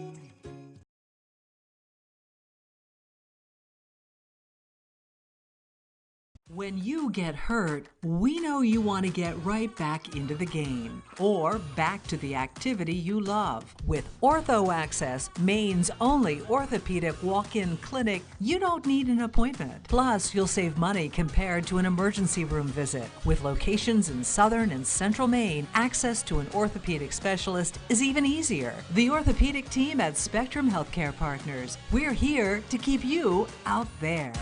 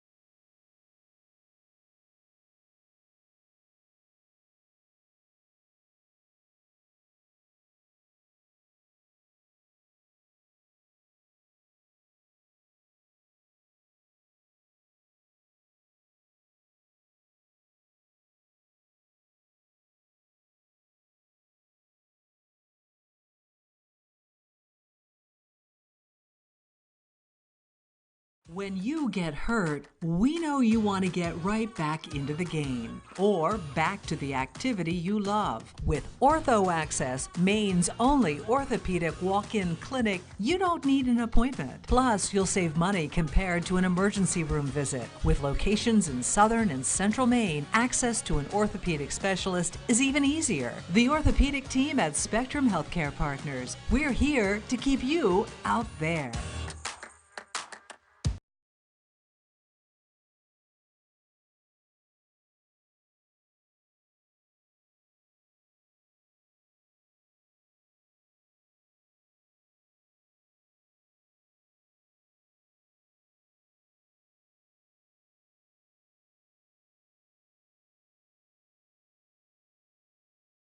Yeah. And welcome back into the Spectrum Healthcare Partners broadcast booth. Talking some fancy football here at halftime. Lewiston and Sanford squaring off. Beautiful facility here at Lewiston High School. Second year of existence here at this new turf facility. And it's 20-6 in favor of Sanford. Lewiston's going to have to make up some ground here in the second half. I mean, it's been a theme over and over this season for Lewiston. They can put up points, but they often turn the ball over. It's kind of that's what happened. You know, if you have a young quarterback who's only a sophomore. I think Cameron, before he's done, is going to be quite the excellent player for them. He's got the potential. Yep. Certainly, it's just a matter of learning the position. Yep. Because he is so young, first year starting here. First year head coach. Certainly. Yep. Yeah. And I thought the play calling, you touched on it. The play calling was really good at the beginning of the game for Lewis. Mm-hmm. Everything was working. Yeah, and now it's just getting kind of sloppy. Yeah. The execution isn't there. Yeah, you normally do script your first few plays. Sometimes it's 15 plays. Right. Them, and the script was brilliant. Now they're down 14, and so it's going to be tough, certainly, as we're about ready to get the second half started. And Sanford did win the opening coin toss, and they deferred to the second half. So it will be Sanford to get the ball to start the second half. And Lewiston will try to get a stop right away and then drive down the field. The key will be, don't give up those big plays. Ethan Shane's 70-yard touchdown was All right. a bit of a knockout blow in that first half. It was a one-possession game until that happened. And then they converted that two-point conversion. And he's such an explosive player. They had contained him until that moment. Mm-hmm. He did have a pick on defense. It's about 40 seconds till kickoff.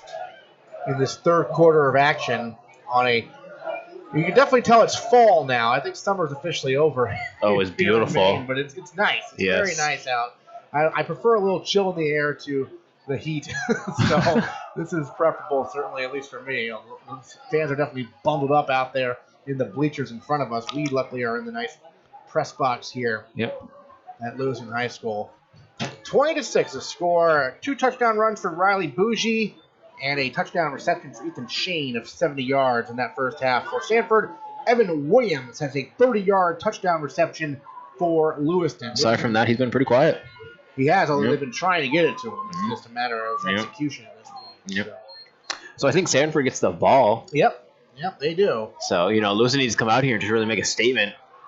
Defense trying to make a play. Maybe force a turnover. I mean, absolutely. Benanati's a sophomore himself. The young quarterback backing up the injured Levine. So third quarter, about ready to get underway as Lewiston huddling down by the 10-yard line, talking some things over. Warming up for the game. Sanford headed over to the far sideline. Halftime high school football, what's typically the procedure in terms of, like, is the coach giving a speech every time, or is it just, like, resting? Or Yeah, usually you get a head coach coming in. He'll just kind of tell you what he wants and expects coming out to the third quarter, Are significant adjustments made or just a little tweaks? Yeah, very minor. Yeah. You're not really trying to change too much. You don't want to get these guys confused. They're only high schoolers. Right. But yeah, you'll talk it over, figure out what's going on, meet with the quarterback, tell him to lock in a little better. Right. So. But if you're on the defensive side for the Devils, you really just got to put that wall up and not break. Besides that, the one big play obviously hurt. But besides that, I thought the defense played very well. Yes. They kind of know that there's not going to be a ton of passing necessarily from Sanford in this game. Exactly. So you know it's coming. Yeah. And it's a matter of trying to tackle Saucier and Bougie and Sheen who get the ball in the flat. So Lewiston has yet to take the field, but Sanford is out there ready to receive as Ethan Sheen is on the near side towards us. Looks like Saucier on the far side. Yep. So Shane and Saucier back deep, and to kick it away is Josh Randall. You know who we haven't seen is Danny May, who had that big touchdown. I don't see number 11 out there on the sideline or anywhere, really. So interesting. But he had a big play last week against Coney in that loss. So here's the kick in the third quarter is underway, and this one's going to go out of bounds. Not what they wanted to do. Out of bounds on the near side with no time running off the clock there. So it'll be good field position for the Spartans of Sanford. Are they going to make them re-kick? Appears to be the case. The rules, I think you get one re-kick maybe. I don't know. But they'll have to back up, I think. Yeah, they have to back up to 35 to kick it from there.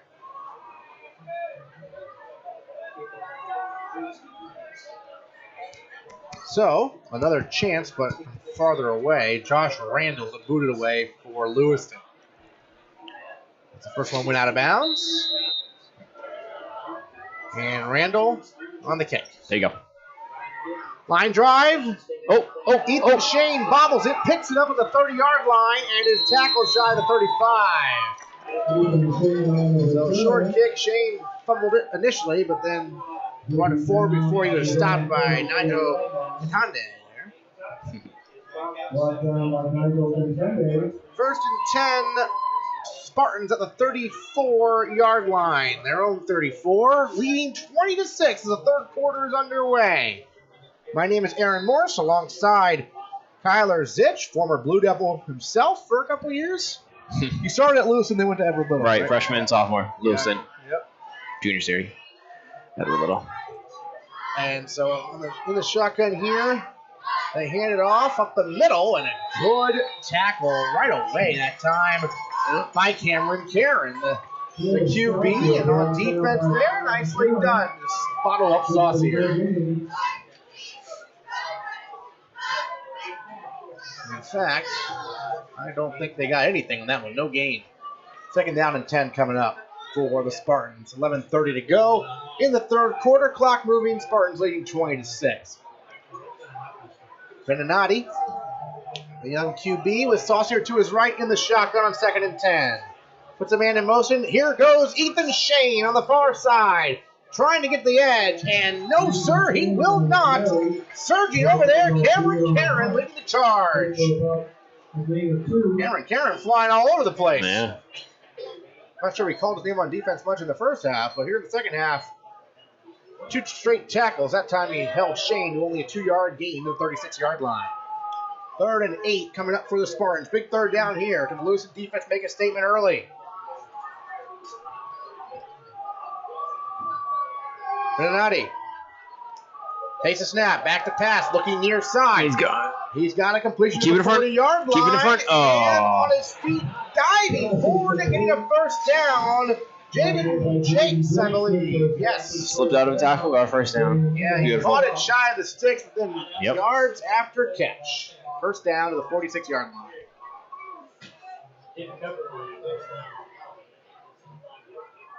So they convert on 3rd down. Beninati, handoff, Bougie up the middle. Bougie on the move. Into Lewiston territory down to the 46-yard line. Got an 8-yard run. Evan Williams credited with the tackle. 10:06 to go, third quarter. Sanford up 20-6, but on the move. Looking for more. The Spartans at 3-1 with their backup QB now playing today. Beninati takes a snap. Saucier running far side on the counter. Good blocks. There goes Saucier, still on his feet to the 35 and a first down. First down and then some. Yeah. For Caleb Saucier. As you mentioned, he had a great wall of blockers. So, here go the Spartans on the move. The Lewiston 35 with 9:35 to go, third quarter. Spartans up 20-6. Saucier to the left, trips to the right. Handoff Saucier, and this time he's wrapped up and dropped behind the line of scrimmage. Good job. First man there, surging in, I believe, on a blitz, was number 27, Ben Pelletier. He escaped initially, and then a bunch of Blue Devils cleaned up. Loss of 1. 2nd and 11 from the 36-yard line of Lewiston for the Spartans of Sanford, making a pretty long drive up here for this one. Sanford's a bit of a hike. Beninati with Bougie to his right. Takes a snap, rolls to his right. Fires on the run. That's a good, strong throw. Nice. Complete. Shy of the first down, but he does complete it to number 25, Jaden Jakes on the catch to the 32-yard line. He didn't get much on it, but it was a 3-yard gain, but it wasn't a 3-yard pass because he was throwing to his right well behind the line of scrimmage. He made a pretty strong throw. Third down, let's see if we can get a stop. Yeah, Lewiston trying to get a stop here with 8:41 to go in the third quarter. Clock stop for now, 3rd and 8. You're almost into the play action. Straight Beninati pass. back to pass out of the shotgun. Throws, overthrown. Well, Bickford almost caught it anyway. It was a high throw. Yeah. Good coverage, though, on the play by Nathan Lyons. I almost thought it passed interference just because out. Hit him pretty early, but. At first, I thought that ball was sailing out of bounds, and Leighton Bickford, 6'5", jumped up and got a hand on it. Honestly. But it's incomplete. Would have been a ridiculous catch. 4th down coming up. Got to go for it. Oh, certainly, I think. The 33-yard line. They got to get to the 25. 4th and 8 for the Spartans, leading 20-6. 8:35 to go, third quarter. One more stop. Keep it in front of you. Yep. 3 wide receivers. Saucier to the left of Beninati. Takes a snap. Back to pass. The blitz is on. They'll screen it to Saucier. Near side. Saucier cuts back 30. 25, 20. Saucier to the 15. Middle of the field, 10. Saucier cuts back and drops inside the 10-yard line down to the 7. First and goal, Spartans. Defense was looking for that deep ball, but it just was not happening. Caleb Saucier on the screen pass and a That's all it first down. Nothing fancy. Nope. Good play call. Bougie to the left of Beninati. They're confused.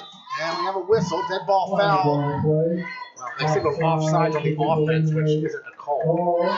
You call a false start. You don't call offsides. But they, okay, 5-yard penalty nonetheless. With 8-7. For the record, there's no such thing as, I mean, you don't call a play dead. You might line up offsides on offense, but you don't blow it dead. There's a false start. Whatever. All right, 1st and 15 as they move back 5 yards. Pass near side, complete to the 10. Oh! Great moves to the 5 before they finally get Dante Altavino down. Some slick moves that time by the Couple junior. jukes, yeah. The ankles might be broken on this kid. We do have an injury on the near side, unfortunately, here for Lewiston. Altavino was really making some slick moves. It's going to be 2nd down and goal to go. We will take a 30-second break here on Maine's Big Z with your video feed at MBR.org. They try to put me back in as quick as possible. The doctors and physical therapists try to tell you what's wrong right away so you can just get it fixed and get back to what you're doing and have your normal life or try to be even better than what you were before. It's important for a parent to have someone here in Saco, close to the Biddeford-Saco area, because we have a lot of sports teams. When you have your daughter or son that's injured, in my case, my daughter, it's nice to know that you have someone local, someone that you can trust, and someone that is expert in sports injuries. Back in. We are in the Spectrum Healthcare Partners broadcast booth. Unfortunately, we do have an injury on the field right now for the Lewiston Blue Devils. He has set up now. It's number 22 in blue. Oh, no. And Shaddad, who's been so good today as a fullback, playing both ways. Gets a round of applause here as he's walking off under his own power. Good to see. 8:04 remaining in the 3rd quarter. Sanford leading 20-6, and they're on the doorstep here. 2nd and goal at the 5-yard line after Dante Altavino broke some ankles to get down to the 5. So Beninati in the offense will try to punch it in again. Riley Bougie has 2 touchdowns, and he's the back in the gun here. They'll hand off on the counter. Saucier almost tackling the backfield, spins out of it, and gets back in the line of scrimmage. It'll be 3rd and goal. Good stop. They almost dropped him for a loss, but he was able to escape the initial hit, but not much room that time for Saucier. All right. 3rd and goal. 7:38 to go, 3rd quarter. 20-6 in favor of the Spartans, and they're looking to add to that lead. But Lewiston's defense holding strong on that last play. It gets tricky down by the goal line. There's just less room to work with.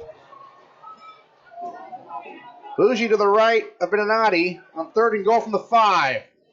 They'll fake the handoff. Beninati rolls to his right, throws. He's got Altavino, and Altavino reaches in. Touchdown, Spartans from 5 yards out. Nice. Altavino reaching for that goal line. He got it across before that ball came out for a touchdown. And it's 26-6 with the extra point pending. 7:10 to go in the 3rd quarter. That was a great play call. The play action fake. I love it. To Bougie, who'd run it in twice today. Rolling to his right, Beninati makes a good throw, and Altavino reels it in and then fights for the end zone and gets in for the touchdown. The extra point coming up here from Pease. And this kick is a line drive, no good to the left. So with 7:10 to go in the 3rd quarter, the score, Sanford 26, Lewiston 6. Back in 30 seconds on Maine's Big Z, video feed, MBR.org. When you get hurt, we know you want to get right back into the game or back to the activity you love. With Ortho Access, Maine's only orthopedic walk-in clinic, you don't need an appointment. Plus, you'll save money compared to an emergency room visit. With locations in southern and central Maine, access to an orthopedic specialist is even easier. The orthopedic team at Spectrum Healthcare Partners. We're here to keep you out there. Are in the Spectrum Healthcare Partners broadcast booth. My name is Aaron Morse, joined by former Blue Devil and Red Eddie, Kyler Zitch, here in the broadcast booth as Lewiston High School, and it's 26-6 Sanford. The visitors, who have a quite nice football facility themselves, have a big lead here after Dante Altavino catches a 5-yard touchdown pass. Really great effort to reach that ball across the goal line. Yep. And score, adding to that lead. So good opening drive of the second half for Sanford. They took nearly 5 minutes off the clock. Here's a roller and just falling on it at the 35 when they kick off that time. Probably a smart play by Keegan Whiting. And Lewiston will get the ball first and 10, their own 35. Down now by 20. They have a lot of work to do. The defense had a chance early in that drive to get off the field to that third down completion on the near side. Yep. I'm just interested to see how this offense is going to play without their guy out. We're 22. Yeah, he was good. They do have Ben Pelletier in the backfield with Karen in the gun. Karen, handoff on the counter. Pelletier running near side, now cuts back middle, and Pelletier bolts forward to the 40-yard line. About a 5-yard run will bring up second down. As he normally does, Karen goes over to the sideline to get the call from Hartley. He'll drive back out there. Pelletier, after that run, will check out. Garrett Mack, a junior, is in. Karen has Dylan Jackson to his left. He's been very quiet. Early on, he was having some holes. Yeah, recently, though. Now they'll give it to him. Up the middle, and Jackson stops shy of the first down out across the 40 to the 42-yard line. Very mellow run. Got a couple yards, brings up third down. Over 2 yards to go. 6:12 remaining third quarter. Sanford, an opening drive to get a touchdown. Dante Altavino with the touchdown reception. Now Lewiston, a big third down here. Third and short. Look for the pass. Karen takes a snap. They're going to run it with Karen, and Karen has the first down score. Right up the middle, 40, 35, and he tackled inside the 35 down to the 33-yard line. Cool. Karen showing off that athleticism, the sophomore. Yes. But he is slow to get up. Oh, no. Which is very concerning. A great run by the sophomore quarterback, but he is slow to get up, and that would be devastating for Lewiston. 5:47 to go, third quarter. Huge run by Karen down to the 32-yard line, looks like. And that's where he is right now. Yep, so they're getting their backup, number 12, Nathan Lyons, Jr. We've seen him out there on the field a lot on defense. Yeah, right now, unfortunately, 22, Shaddad is sitting by himself on the bench. Yeah, they're going to leave him out for that concussion just in case. Right. So, oh boy, Karen is now getting up, and he is limping a little bit. Yeah, he's walking out. He's walking off under his own power, but he's hobbling a little bit. So he'll be out for at least a few plays, if not the rest of this game. We'll see. I mean, a big part of his game is his mobility, as we just saw. He's saying he wants to play, obviously. But for now, it's Lions who will get the opportunity on 1st and 10 from the 32-yard line of Sanford. Lions will just simply hand it off. Dylan Jackson to the 30, to the 25. Spins out and tackle down to the 20-yard line. Another first down for the Blue Devils. There you go. Run by Jackson. There he is. Good hard run. Dylan Jackson, a great run on that counter sweep to the right. 527-034. 527-034. So, all Lions had to do there was hand the ball off. Now we'll see 1st and 10 from the 20 for Lions and the Blue Devils. Down by 3 touchdowns, but on the move. Jackson to the right of Lions. They'll run it to the left this time. Jackson cuts back middle. Jackson still on his feet. Go. Breaking tackles inside the 10-yard line, down to the 5, and a first down again. Dylan Jackson, the explosive senior running back, moves the chains. It's 1st and goal. It only took him a couple quarters, but he's back. Oh, man, that was a spectacular run again by Jackson. Down to the 6-yard line, 1st and goal, Blue Devils. Lions with Jackson to his left. Sanford thinks he's going to go to him again. And they fake it. Lions will run it up the middle, and the Lions gets it inside the 5, down to maybe the 3-yard line. Over 2nd and goal. Hold on to the ball. Yeah, no kidding. They're starting this at the 4. Yep.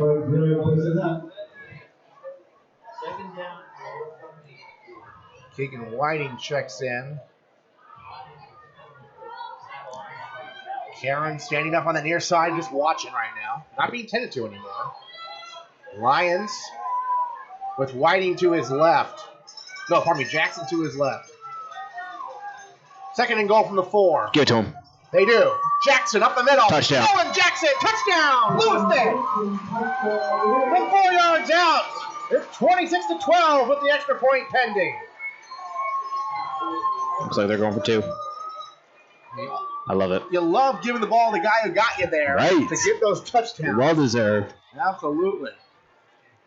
Dylan Jackson punches it in. That's what you want to see from your captain. Blue Devils refusing to back down. Jackson to the right of Lions. They're going for 2. Lions to throw it near side. End zone, overthrew the intended receiver. That was Jaden Karen. And the 2-point conversion attempt, no good. With 4:12 remaining in the 3rd quarter. The score, Sanford 26, Lewiston 12. Back in 30 seconds on Maine's Big Z with your video feed at MBR.org. When you get hurt, we know you want to get right back into the game or back to the activity you love. With Ortho Access, Maine's only orthopedic walk-in clinic, you don't need an appointment. Plus, you'll save money compared to an emergency room visit. With locations in southern and central Maine, access to an orthopedic specialist is even easier. The orthopedic team at Spectrum Healthcare Partners. We're here to keep you out there.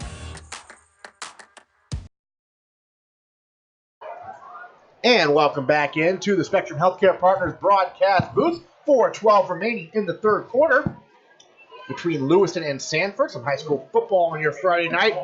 We are live on Maine's Big Z with their video feed, MBR.org. Also, go to YouTube, search MBR. It's on there. Live streaming here from Lewiston High School. 4:12 left, 3rd quarter. Sanford 26, Lewiston 12. Lewiston just scored. They'll kick it away. Line drive kick. And it's off the hands of Saucier at the 10-yard line. Picks it up. We look to return it. 15. Saucier in trouble. And he is tackled by a cavalry of Blue Devils shy of the 20-yard line. Tough field position here at the 15 for Sanford.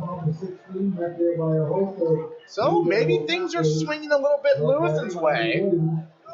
Unbelievably, after Karen got hurt, Dylan Jackson said, "Give me the ball," and he did the rest, punching it in eventually after 2 explosive runs, got to a goal-to-go situation. All right, so Sanford is backed up a bit here. 1st and 10 at the 16-yard line. Benatti will hand it off Bougie up the middle, and Bougie with some good yards out now to the 25. Just shy of a 1st down that time. 9-yard run brings up 2nd and 1.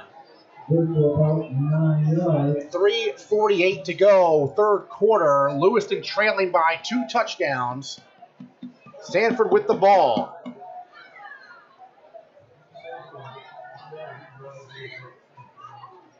Benatti with Bougie to his left. They'll give it to Bougie again. Bougie cuts back, and I'm not sure he got the yard he needed. I think he got tackled right at the line of scrimmage there. Good job by Lewiston. Brings up 3rd down and 1.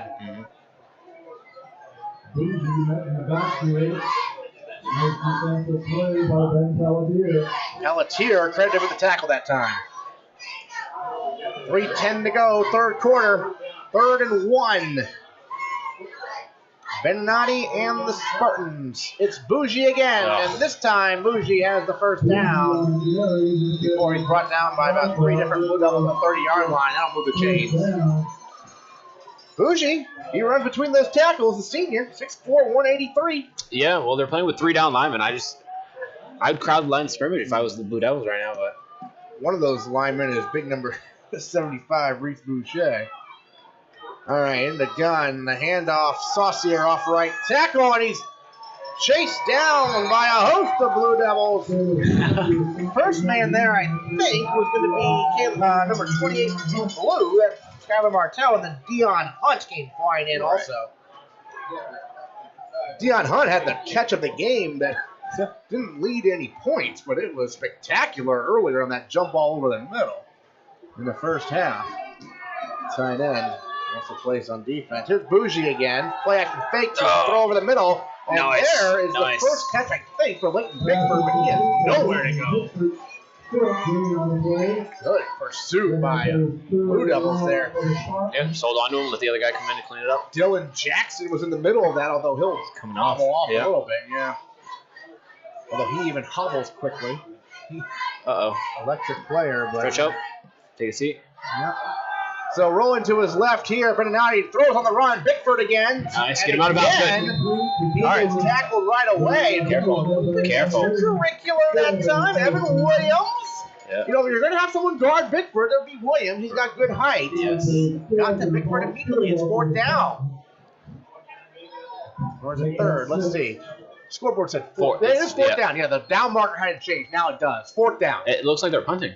Oh, yeah. They're in their own territory. I love it. At the 33-yard line. So, and it's 4th down, and you have to get to the 40. It's about 7 yards. Yep. So, makes sense to punt. All right. So that's what Lewiston needed. A stop after a touchdown. They'll need to do that a few more times. That's step 1. Jaden Karen back deep to return this punt from Bickford. And Bickford right to Karen at 40. Karen, 45, midfield. Karen to the 45-40. Karen, 35-30. Karen, touchback middle field, 25. Still on his feet. He's tackled from behind. Good 25-yard line by Jack Callis. Good back before Jaden Karen gives Lewiston 1st and 10 deep in Sanford territory. Good return. Ball spotted inside the 25. Down the 24-yard line. Looks like they're keeping Cameron out. They'll bring Lyons back in. Okay. And unfortunately, Dylan Jackson is trying to stretch out something there on the near side. Yeah, so they're it's out. Cold. They don't have Jackson now either, which makes it really difficult. Right now in the backfield is Garrett Mack with Lyons. Oh, without Pelletier there also. Yeah, a late substitution. Yeah, late substitution. So Mack was in the Pelletier camp. Keeper here for Lyons. He'll get a yard maybe.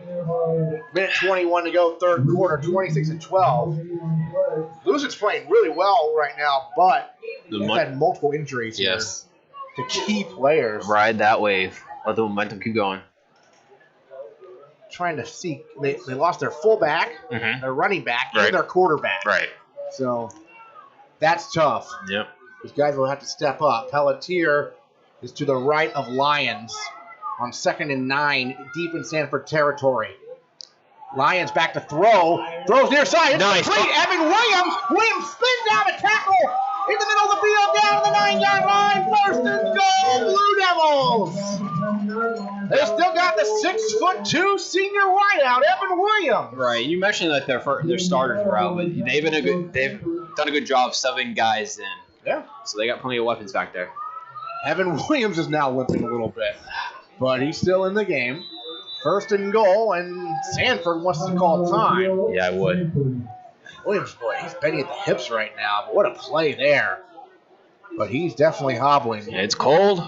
30-second timeout. Back in 30. It is a 2-touchdown lead for Sanford, but here come the Blue Devils on Maine's Big Z.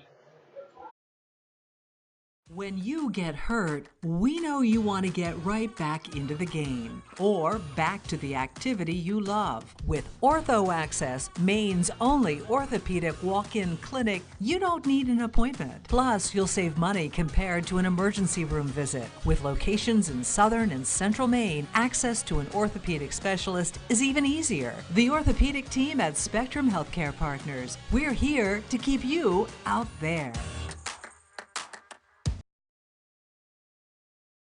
And welcome back in. We are in the Spectrum Healthcare Partners broadcast booth. Sanford has called time with 34 seconds left in the third quarter. Lewiston has it first and goal at the Sanford 9-yard line, but Lewiston has been losing players left and right on this drive. No Jackson, and now no Williams at the moment, it appears. So Lions, Pelletier, and company will have to improvise. Lions the backup QB. First and goal from the 9. Oh, and movement Nice. along the line. Nice. They Good hard threw count. Sanford offsides. Nate Lyons, the junior. So even though he's the backup, he's no slouch. He's got experience in this program. And he draws the Sanford defense offsides. So half the distance to the goal, down to the 5-yard line now. First and goal from the 5. Lions to throw for it. Rolls, dropped. Incomplete. He was looking for Jaden Karen. A little too much zip on that one. He fired it, yeah. He threw it with some good velocity. Yeah. Evan Williams coming back in. That's good news if you're the Blue Devils. Yeah. Don't hold me to it, but I'm pretty sure Lions started for them last season. Oh, Cortez. Cortez, I know, was their starter at one point. Did he play? He played a couple last year, though. Okay, yeah, I'm sure he got minutes. Yeah, so. Yeah. All right, so Williams is back in on the near side, but Lions will keep it. We have a whistle, a dead ball penalty before the snap. And the flag coming from the far side of the field. It was going to be second and goal from the 4. False start, though, and now the offsides has been eliminated. It's been canceled out by that false start. Yeah. Still second down. Yep, second and goal from the 9. 28 seconds left, third quarter. Lewiston trails 26-12, but they're on the doorstep here. And Nate Lyons, a junior, trying to come off the bench and lead them to a score here. Williams is wide to the right. Pelletier in the backfield with Lyons. Within the gun on second and goal from the 9. Lions back to pass. He's got him. left. He's got Hunt in the flat. Hunt, Get him on. up. Hunt, Nice. touchdown, Blue Devils. Dion Hunt. And it's a one-score game with 21 seconds left in the third quarter. Simple pass play into the flat and let your big tight end, the junior, Absolutely. do the rest. Yes, good play call. Hunt, of course, is now limping, but he had to stiff arm a couple guys to get into that end zone. Yeah. 21 seconds left in the third. They're down by 8. If they go for 2, they can make it a 6-point game. If they go for 1, they can make it 7. Regardless, it'll be a one-score game, no matter what happens. Even if they miss the conversion attempt. Boy, Hunt is hurt. Man, it seems like every time someone catches the ball, they get injured. But luckily, Williams was only out for a little bit. Hunt's still out there. He's still staying in. Dylan Jackson trying to get back in this game. He's on the near sideline. They're going for 2. This last time they did not convert. Darren Hartley is talking things over with the official with some attitude. Hartley is nose to nose right now with the official. And unclear what that is in regards to, but Lewiston is lined up for a 2-point conversion attempt. And I think they're saying that Hunt needs to come out of the game. Yeah, I mean, he can barely walk right now. He's limping off that field. So Hunt scored the touchdown, but he paid the price. Wayne Shaw is in. Sophomore, tight end. So Lyons is working basically with a second unit. He's got Williams split out wide to the right. Pelletier to his left, going for 2 here. 26-18 the score in the gun. 2-point conversion attempt, trying to make it a 6-point game. Lyons looking to throw. He's got a receiver, but it's incomplete. Good coverage on the play. He's looking for Karen, and it was broken up by number 25, Jaden Jakes. Had a really good coverage that time on Jaden Karen. Yep. 2-point conversion, no good, but we got ourselves an 8-point game. 21 seconds left in the third quarter. Lewiston trails by 8, 26-18. Back in 30 seconds on Maine's Big Z video feed, MBR.org. When you get hurt, we know you want to get right back into the game or back to the activity you love. With Ortho Access, Maine's only orthopedic walk-in clinic, you don't need an appointment. Plus, you'll save money compared to an emergency room visit. With locations in southern and central Maine, access to an orthopedic specialist is even easier. The orthopedic team at Spectrum Healthcare Partners. We're here to keep you out there.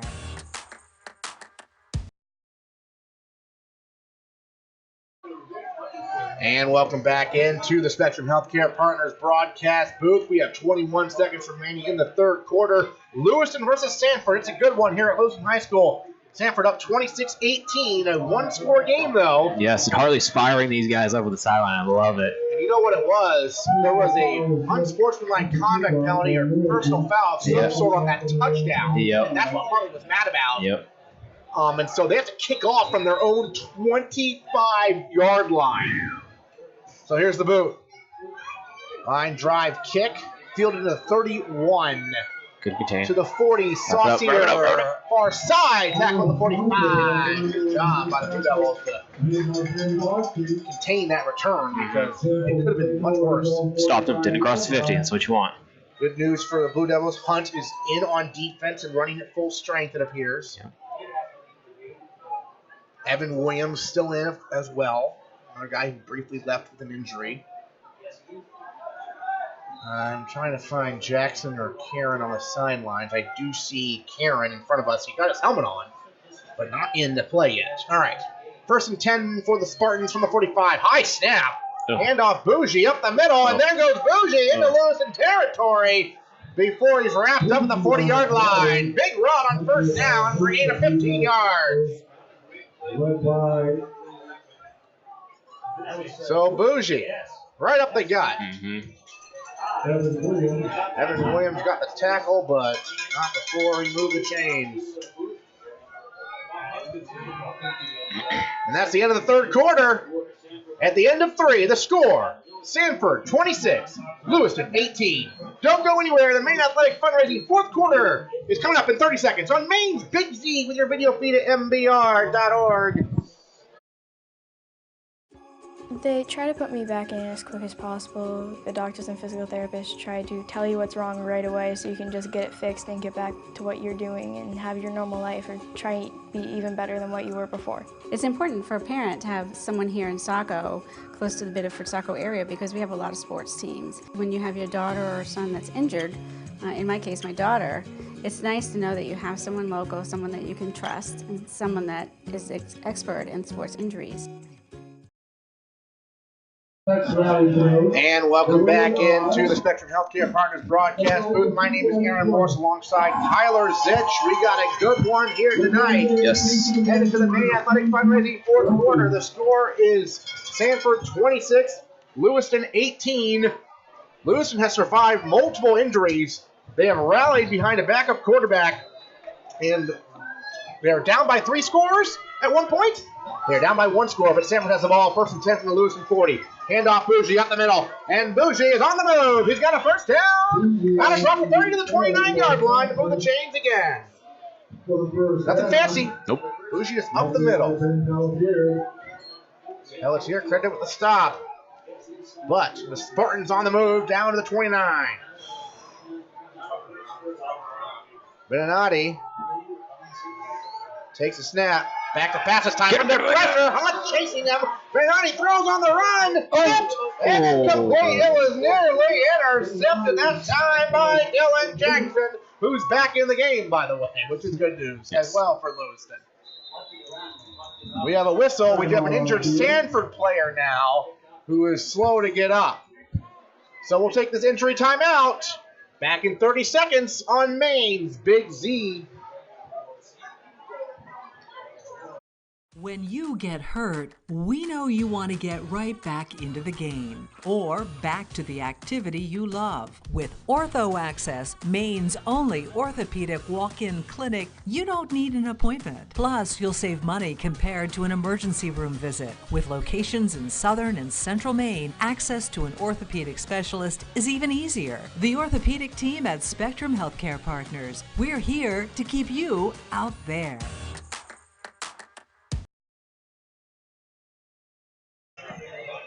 And welcome back into the Spectrum Healthcare Partners broadcast booth. Big number 75.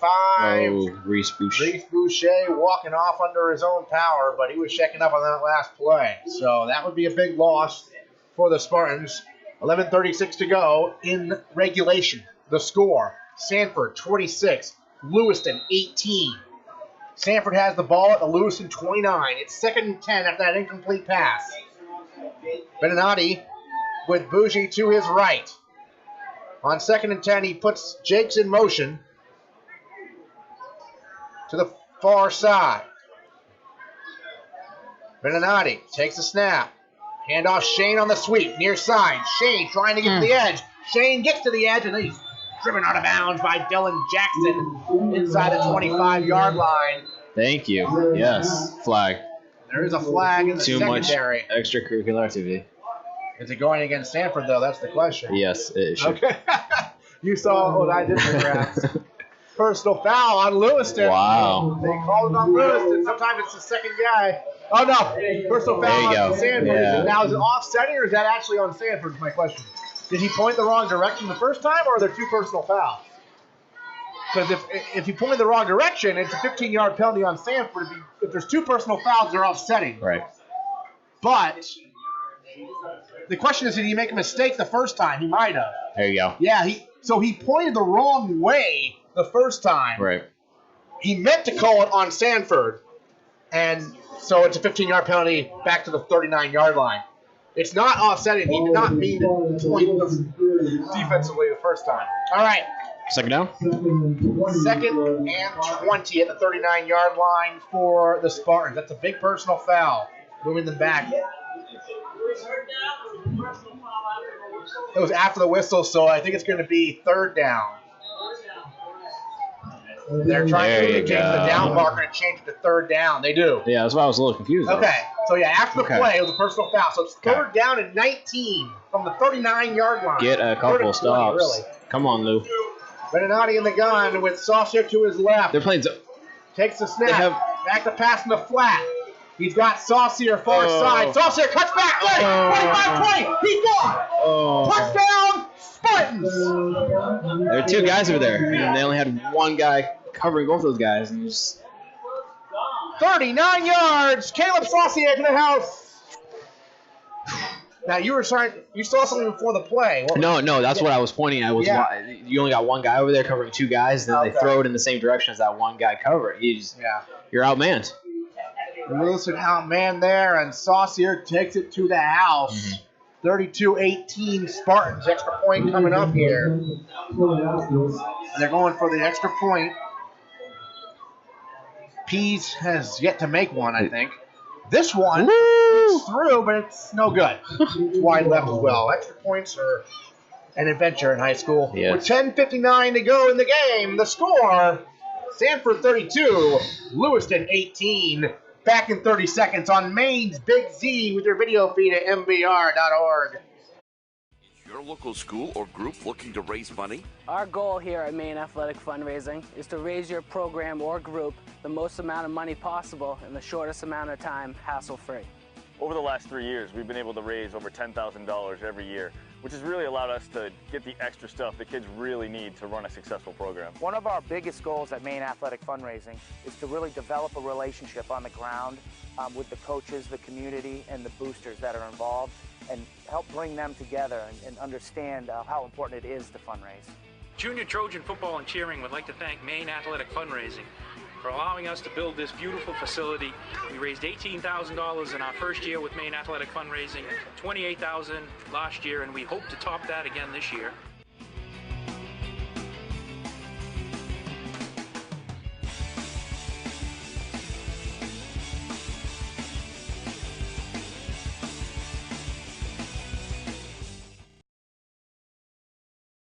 And welcome back in. We are in the Spectrum Healthcare Partners broadcast booth. Sanford has taken a 2-touchdown lead again. Here's the kickoff.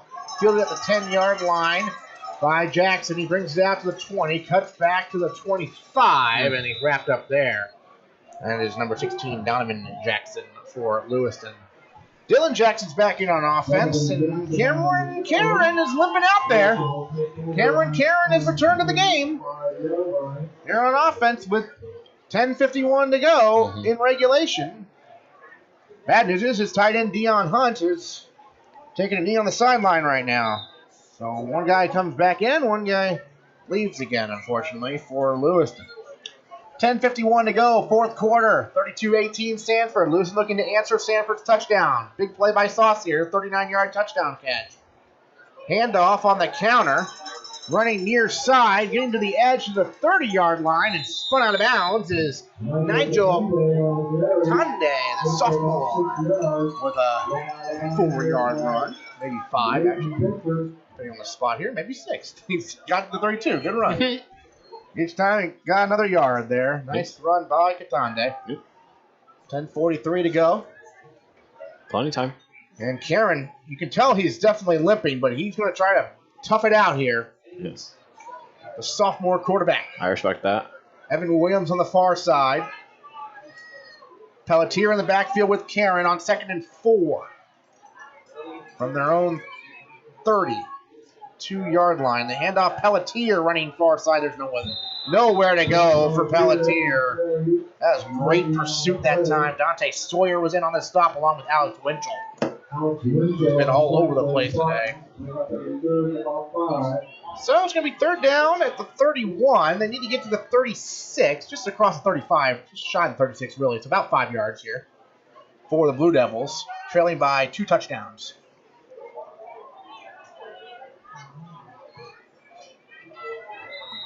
And we have a whistle, and Darren Hartley's going to use another timeout. Frustrated Darren Hartley right now, I think. 10:09 to go. Sanford's up 32-18 over Lewiston. Back in 30 seconds on Maine's Big Z. They try to put me back in as quick as possible. The doctors and physical therapists try to tell you what's wrong right away so you can just get it fixed and get back to what you're doing and have your normal life or try to be even better than what you were before. It's important for a parent to have someone here in Saco, close to the Biddeford-Saco area, because we have a lot of sports teams. When you have your daughter or son that's injured, in my case, my daughter, it's nice to know that you have someone local, someone that you can trust, and someone that is expert in sports injuries. Back into the Spectrum Healthcare Partners broadcast booth. 10:09 to go in regulation here at Lewiston High School. My name is Aaron Morse alongside Kyler Zitch. We got Conrad running our camera on site. You can find the video feed mbr.org, MBR on YouTube. We got Alex back in our Maine's Big Z studios in Auburn. Lewiston and Sanford. 32-18 Sanford on top. Lewiston has it 3rd and 5 in their own territory, the 31-yard line. Karen takes a snap, looking to run it here up the middle. Karen, and he is going to be close to a first down, actually. And yes, he got it. Good run by Karen to the 36-yard line to move the chains. Interesting play call. This guy's been limping. Yeah. They tell him to run it. And he's going to come out, I think, because he can barely walk. It looks like there's another player down. Another injury. Pelletier, it looks like, 27, is sitting down right now at that 35-yard line. It's been a game of injuries for Lewiston. Right. They lost their fullback a while ago. Their quarterback was out. Williams had to miss a few plays. Hunt has missed a few plays. Jackson got hurt, although he came back in on defense. And now Pelletier has to be helped off the field. So Garrett Mack is in. Sanford had the big injury coming in. The quarterback not here, but Lewiston's had everyone else get hurt, including the QB at one point, and now again. So Lions in the gun, back in. Dylan Jackson, though, in the backfield with them. The counter, it's Jackson. They've had success with this. Get some good blocks. Jackson near the 45, and a nice run on first down there. About 8 yards, brings up second down and short. 9:36 to go. 32-18 the lead for Sanford. They're asking Nathan Lyons to get the job done. Karen showed a lot of courage there, running the ball on 3rd down when he was hurt, getting the first down, but re-injuring himself perhaps. So Lyons has to play again. Hunt is doing his best out there. He's not 100% either. So Lyons with Jackson to his right on second down and short here in the gun. Now Jackson goes to his left. And Lyons takes a snap, rolls to his left, looking to run it actually. Wow. Trying to get a block from Jackson, but there's too many Sanford defenders there, and Jaden Jakes would have none of it. He stops Lyons behind the line of scrimmage at about the 43-yard line. Great pursuit by Jakes, who had the interception that he returned down to the 4-yard line earlier. Yeah, Sanford's got some good tacklers, man. They well coached. And Reese Boucher, by the way, who got hurt earlier, is back in on defense. Yep. Big number 75. You can't miss him for Sanford. So it's 3rd and 3. Well, no, it's longer than 3. About 4 or 5 here, but 3rd down nonetheless. And medium distance. Certainly manageable here. Let's see what Lyons does. Everybody's looking for that run. He's looking to run it again up the middle, and there's just nothing there. There's just nothing there for Lyons. Bickford came away with the ball, but he was down. So it's 4th down now. 8:05 left, down by 2 touchdowns. I mean, you have to go for it, I would imagine. Yep. Ball at the 43. They need to get it to just past the 46, not quite the 47. So about 4 yards here. Huge 4th down. Lewiston wants any chance to try to rally. Down by 2 scores with 7:38 to go. They got to convert here. Lyons in the gun. Puts a man in motion. Oh, no. False start. Yep. It's going to make it a lot tougher. I was looking for a punt. Yeah. I was looking for the run, but that's a tough one. Never know. Yep. Randall will punt it. Come on, guys. Comes down to discipline at that point. That's a tough one. 4th down. They were a little overeager, perhaps. Back deep is Saucier, who had the 39-yard touchdown reception, the catch and run, really, for 39. And the punt, the line drive to the left. Jaden Jakes got out of the way in the last second and is down to the 30-yard line. Jakes is like, oh boy, that was a little closer than I would have liked. Just lost track of the ball there for a second. Mm-hmm. So it'll be 1st and 10 Spartans at their own 30-yard line. 7:05 to go in regulation with Sanford up 32-18. And now if you're Lewiston, you're hoping you force a turnover and quickly after they had to punt there because of the false start.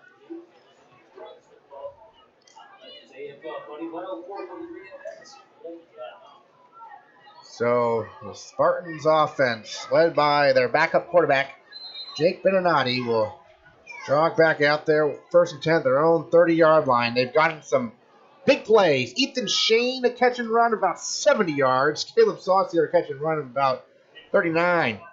Both for touchdowns. And both have extended the lead to a point where Lewiston has to get multiple stops. Beninati takes a snap out of shotgun. They'll hand it off. There goes Bougie to midfield. And a 1st down. Williams tracked him down, but Bougie with a big run, 20 yards to move the chains. 6:57 left. Clock stops to move the chains. Just in the Lewiston territory, officially at the 49-yard line for Sanford. Tell you what, almost every player on Lewiston is limping. They have given it their all, though. You got to admire what they've done. Yes. Yeah, considering that all the injuries they've gone through in this game, they've really given it all. All right, here's the handoff. Bougie up the middle, and Bougie's just running through defenders now. Too easy for Bougie to the 38-yard line. A 11-yard run and a 1st down. 6:29 to go. Bougie just tearing through the defense. I was saying the injuries because Evan Williams limped off again on that previous play after he made the tackle. Mm-hmm. They're just fighting through it right now. Yeah. It looks like Lewiston's subbing in a lot of their sophomore players right now. Beninati in the gun. The play action fake. Gonna throw for it all. He's going for Shane. He's got him at the 5. Touchdown, saving tackle made that time inside the 5-yard line by Lyons. But Ethan Shane, the big playmaker, with a huge gain. 1st and goal. Yeah. Sanford. Time to put the nail in the coffin in this one. Yeah. Ethan Shane. 1st and goal at the 1-yard line, maybe the 2-yard line here. Yeah, 2-yard line. 1st and goal at the 2. for the Spartans. 5:52 remaining and looking to go up again by 3 touchdowns. They were up by 3 earlier. Lewiston made it a 1-possession game. Right. Now looking to get back to a 3-possession game. Right. Here comes up the middle. Yes, it's Bougie, and this time, ripped out in the end zone. Lewiston saying they have it. We'll wait and see for the signal. Touchdown. Wow. Sanford recovered it in the end zone for a touchdown.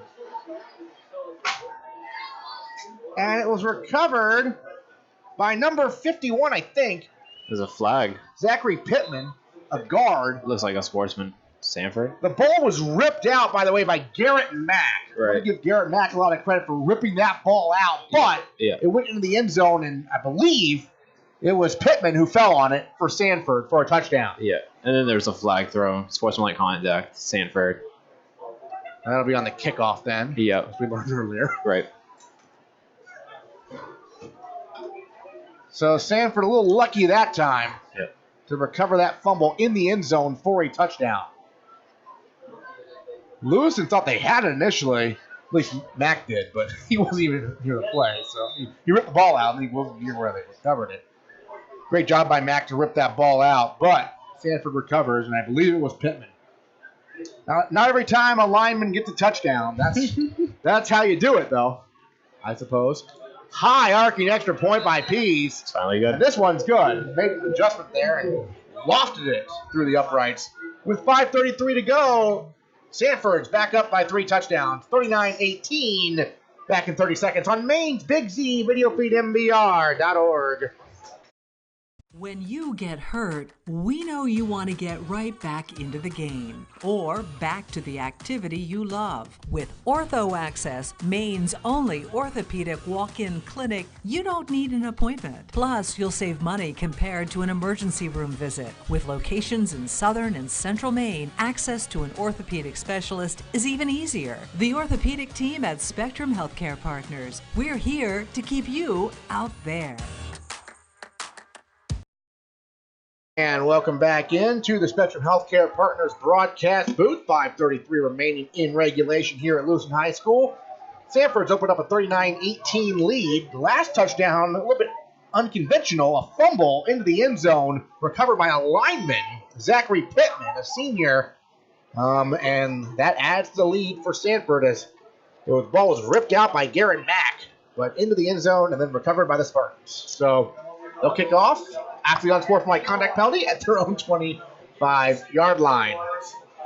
So Lewiston will have good field position here, but they're down 39-18. It was 26-18 at one point, and it's now been 13 unanswered from Sanford. All right, line drive kick out of bounds, and if they have to re-kick, that means they'll have to kick from the 20. Jesus. If they have to re-kick. And I'm not sure I've ever seen a kickoff from the 20-yard line if they have to do that.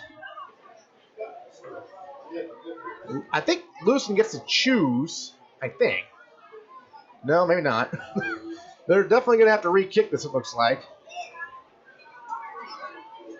Either that or it's, let's see here. They're at the 25, and they're going to walk this back to the 20-yard line. Well, there you go. So kickoff goes out of bounds. It's a 5-yard penalty, and you re-kick in high school. In college and the NFL, it's the other team gets the ball in a certain spot. Right. But here you re-kick after a 5-yard penalty. Okay. That's a booming kick. My goodness. All the way back to the 25-yard line, and it is picked up after some initial difficulty by Karen. Oh, my goodness. Karen fumbles. It's recovered by the Spartans. Dante Altavino fell on it, I believe. And Sanford gets the ball back. David Jones was in the mix of something. He was being congratulated, but I thought Altavino fell on it. Nonetheless, Sanford recovers in Lewiston territory after the fumble. Here's a tough one. Trying to make a play. Jaden Karen had it ripped out. So the Spartans get the ball back at the Lewiston 45 with 5:24 to go. This is a really good Sanford team. You just can't turn the ball over, and that's the 4th turnover. First in the second half, but 4th turnover nonetheless for Lewiston. Bougie in the backfield. They'll hand it to him. And Bougie is wrapped up by a very active Garrett Mack, junior middle linebacker, 6 foot 180. He's been all over the place. And no gain really there for Bougie. Well, there's another injury. Slow to get up, but Mack is up. Ball at 45 still. Clock moving again. 4:55 to go in regulation. 39-18. You seem like you want to say something. Nope, just looking. Just counting. A number of players? Yeah, there's a lot of substitution going on. Yeah, a lot of guys running on and off the field. Mack runs off after that last tackle. He's played a heck of a game. There you go. Had the forced fumble earlier. But unfortunately for Lewiston, got recovered for a touchdown, but nonetheless. So now, Saucier in the backfield, Beninati in the pistol here. Pitch to Saucier. Saucier far side. Saucier has some room down the far sideline inside the 40-yard line. Goes Saucier before he's brought down with 4:12 to go and the clock moving, and Sanford looking to run the clock. Yep. Tell you what, I mean, Lewiston was in this a couple times. They had the lead. First of all, they had the lead once, and then it was tied, and it was a 1-possession game, and then they fell down by 3 touchdowns, but battled back to make it a 1-possession game again at 26-18. But 13 unanswered since then from the Spartans, and the big plays. Saucier and Shane have, as usual, been huge for Sanford, even without Levine at quarterback. Beninati takes a snap. The pitch now for Saucier, running near side. Saucier on the stiff arm, 35. Saucier cuts back, fighting for yards, but good pursuit that time. Nigel Catante, first man there for Lewiston. And then the cavalry came and stopped him. But it appears to be a first down nonetheless. Down to about the 34-yard line to move the chains. Clock will stop with 3:22 briefly. Now they'll wind it.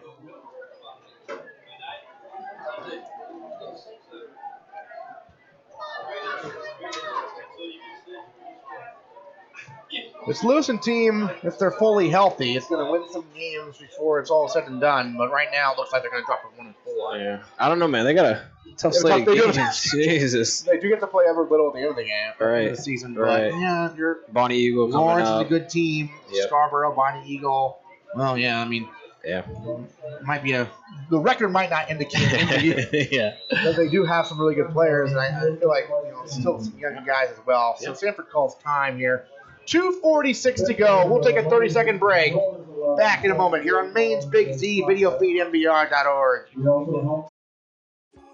They try to put me back in as quick as possible. The doctors and physical therapists try to tell you what's wrong right away so you can just get it fixed and get back to what you're doing and have your normal life or try to be even better than what you were before. It's important for a parent to have someone here in Saco, close to the Biddeford-Saco area, because we have a lot of sports teams. When you have your daughter or son that's injured, in my case, my daughter, it's nice to know that you have someone local, someone that you can trust, and someone that is expert in sports injuries.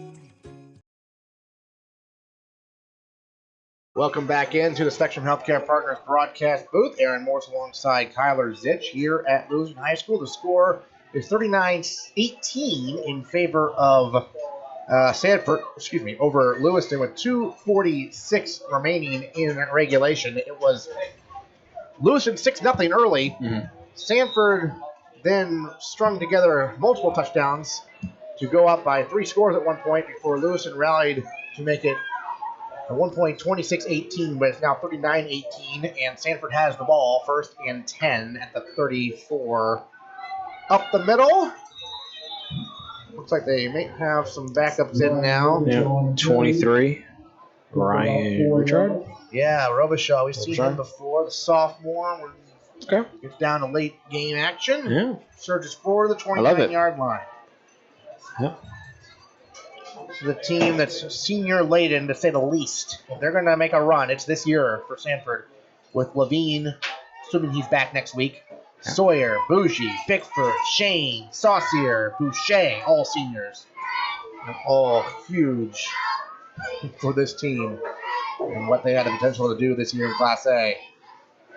Hand off again. Oh, this time Robichaud ran into his own blocker, as sometimes happens, and falls flat on his back for a loss. A minute 52 to go in this one. Ball at the 35-yard line of Lewiston as the clock winds down, with Sanford up 39-18. Well, if you're Sanford, you came here and you won with your backup quarterback. Yeah, got what you wanted. There had to be concern coming in with not having Levine, but they got the job done. Yeah, definitely. Credit to the offensive line, the players that are around him. Robichaud in that backfield, taking the handout. He wants some redemption after the last run. This time, though, he's chased down quickly by Kakande, who's been effective when he's been there. Number 13 in blue. Fourth down coming up for the Spartans and Lewiston. Will let that clock run down inside a minute. Yep. Lewiston High School, thank you for attending last night. Please drive safely on your football. Well, we already made the please drive safely now. 45 seconds left. Fourth down coming up for the Spartans. You know what? They'll probably take a delay of game and then punt it. And there's a delay of game flag. Moving back 5 yards, and then they'll punt. With 31 seconds to go. 39-18 the lead for Sanford. Sanford will go to 4-1 on the season. And you look ahead at their schedule. They host Scarborough a week from tonight. That will be a good litmus test for both those teams. Yep. Scarborough, 1 loss to Bonnie Eagle. Sanford, 1 loss to Thornton Academy. Right. 2 undefeated teams entering tonight. Lewiston next week will be hosting Bonnie Eagle. Ugh. And the punt ends up being down at the 20-yard line with 25 seconds left. So a really tough game next week, certainly hosting Bonnie Eagle, a team that we saw, or I saw, I guess, rally to beat Oxford Hills last week. Oxford Hills gave them a run for their money, but Bonnie Eagle ended up winning. So Bonnie Eagle 4-0, Scarborough 3-1. Those are the opponents for Lewiston and Sanford next week, respectively. Lewiston will be 1-4 in 25 seconds, and Sanford will be 4-1.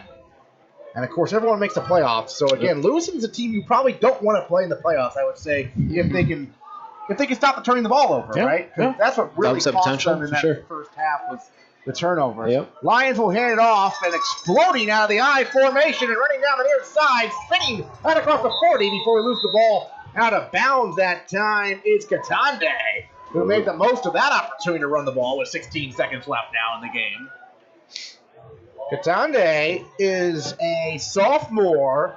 He's going to be a good one for Lewiston. So they got some young guys. Their quarterback, of course, who's been in and out of this game, but Karen, he's a sophomore as well. Even Lyons, the veteran backup, is a junior. So a nice run there by Katande out across the 40 to the 43. 1st and 10, Blue Devils. They'll pitch it to him this time. A deep pitch. Explodes to the far side. Boy, does he have good speed out across midfield into Spartan territory as the clock hits 0. Katande impressing the sophomore late in this one. But the game is over. The final score, Sanford 39, Lewiston 18. Lewiston, a lot of guys ended up limping here in this game. They fought through it, but Sanford, credit them, winning without their starting quarterback and all-world player the way he's been going. Yeah, all-state. Levine, certainly, this year. So Sanford gets the victory. It was a really good game. The final score, a little deceptive, a 3-touchdown win. Yeah, it was very fun to watch. Certainly, yeah. Not your typical 3-score game. Spartans do get the victory. We'll take a short break. We'll wrap things up on Postgame in a moment on Maine's Big Z video feed, MBR.org. They try to put me back in as quick as possible. The doctors and physical therapists try to tell you what's wrong right away so you can just get it fixed and get back to what you're doing and have your normal life or try to be even better than what you were before. It's important for a parent to have someone here in Saco, close to the Biddeford-Saco area, because we have a lot of sports teams. When you have your daughter or son that's injured, in my case, my daughter, it's nice to know that you have someone local, someone that you can trust, and someone that is expert in sports injuries. Welcome back into the Spectrum Healthcare Partners broadcast booth.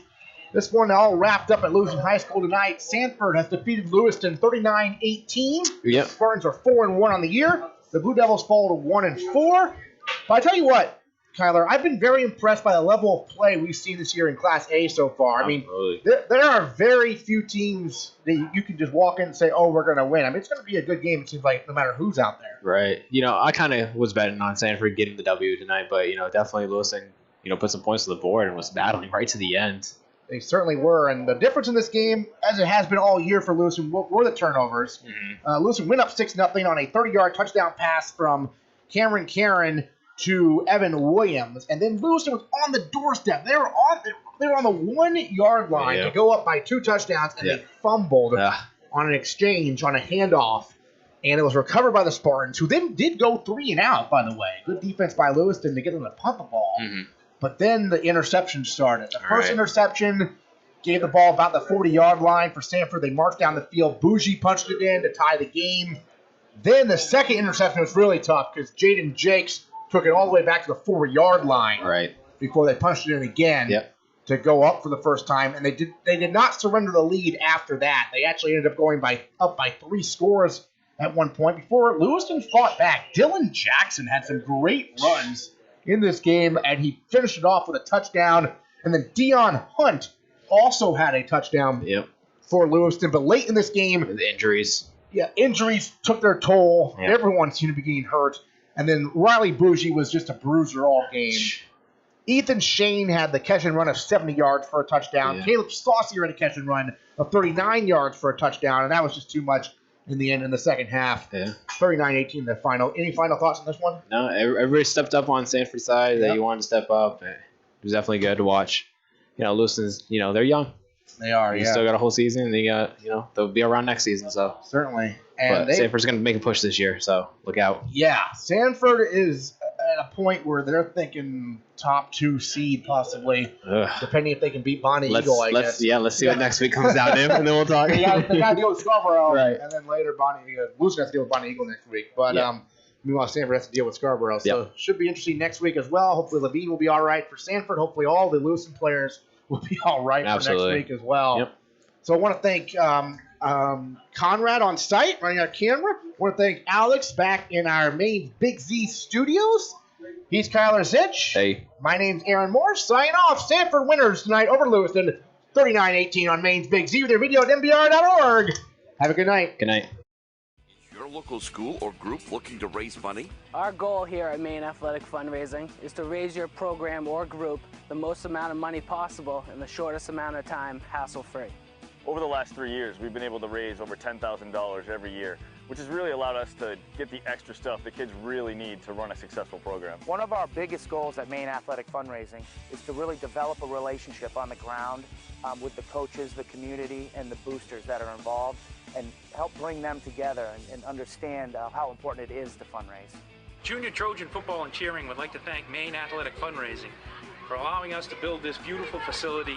We raised $18,000 in our first year with Maine Athletic Fundraising, $28,000 last year, and we hope to top that again this year.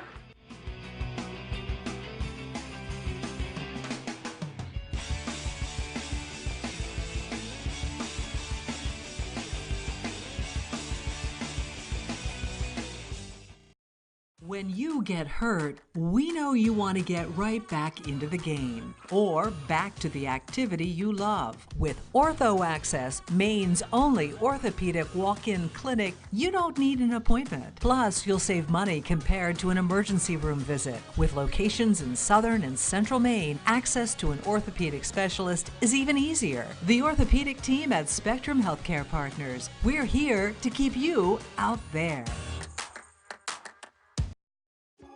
They try to put me back in as quick as possible. The doctors and physical therapists try to tell you what's wrong right away so you can just get it fixed and get back to what you're doing and have your normal life or try to be even better than what you were before. It's important for a parent to have someone here in Saco, close to the Biddeford-Saco area, because we have a lot of sports teams. When you have your daughter or son that's injured, in my case my daughter, it's nice to know that you have someone local, someone that you can trust, and someone that is expert in sports injuries.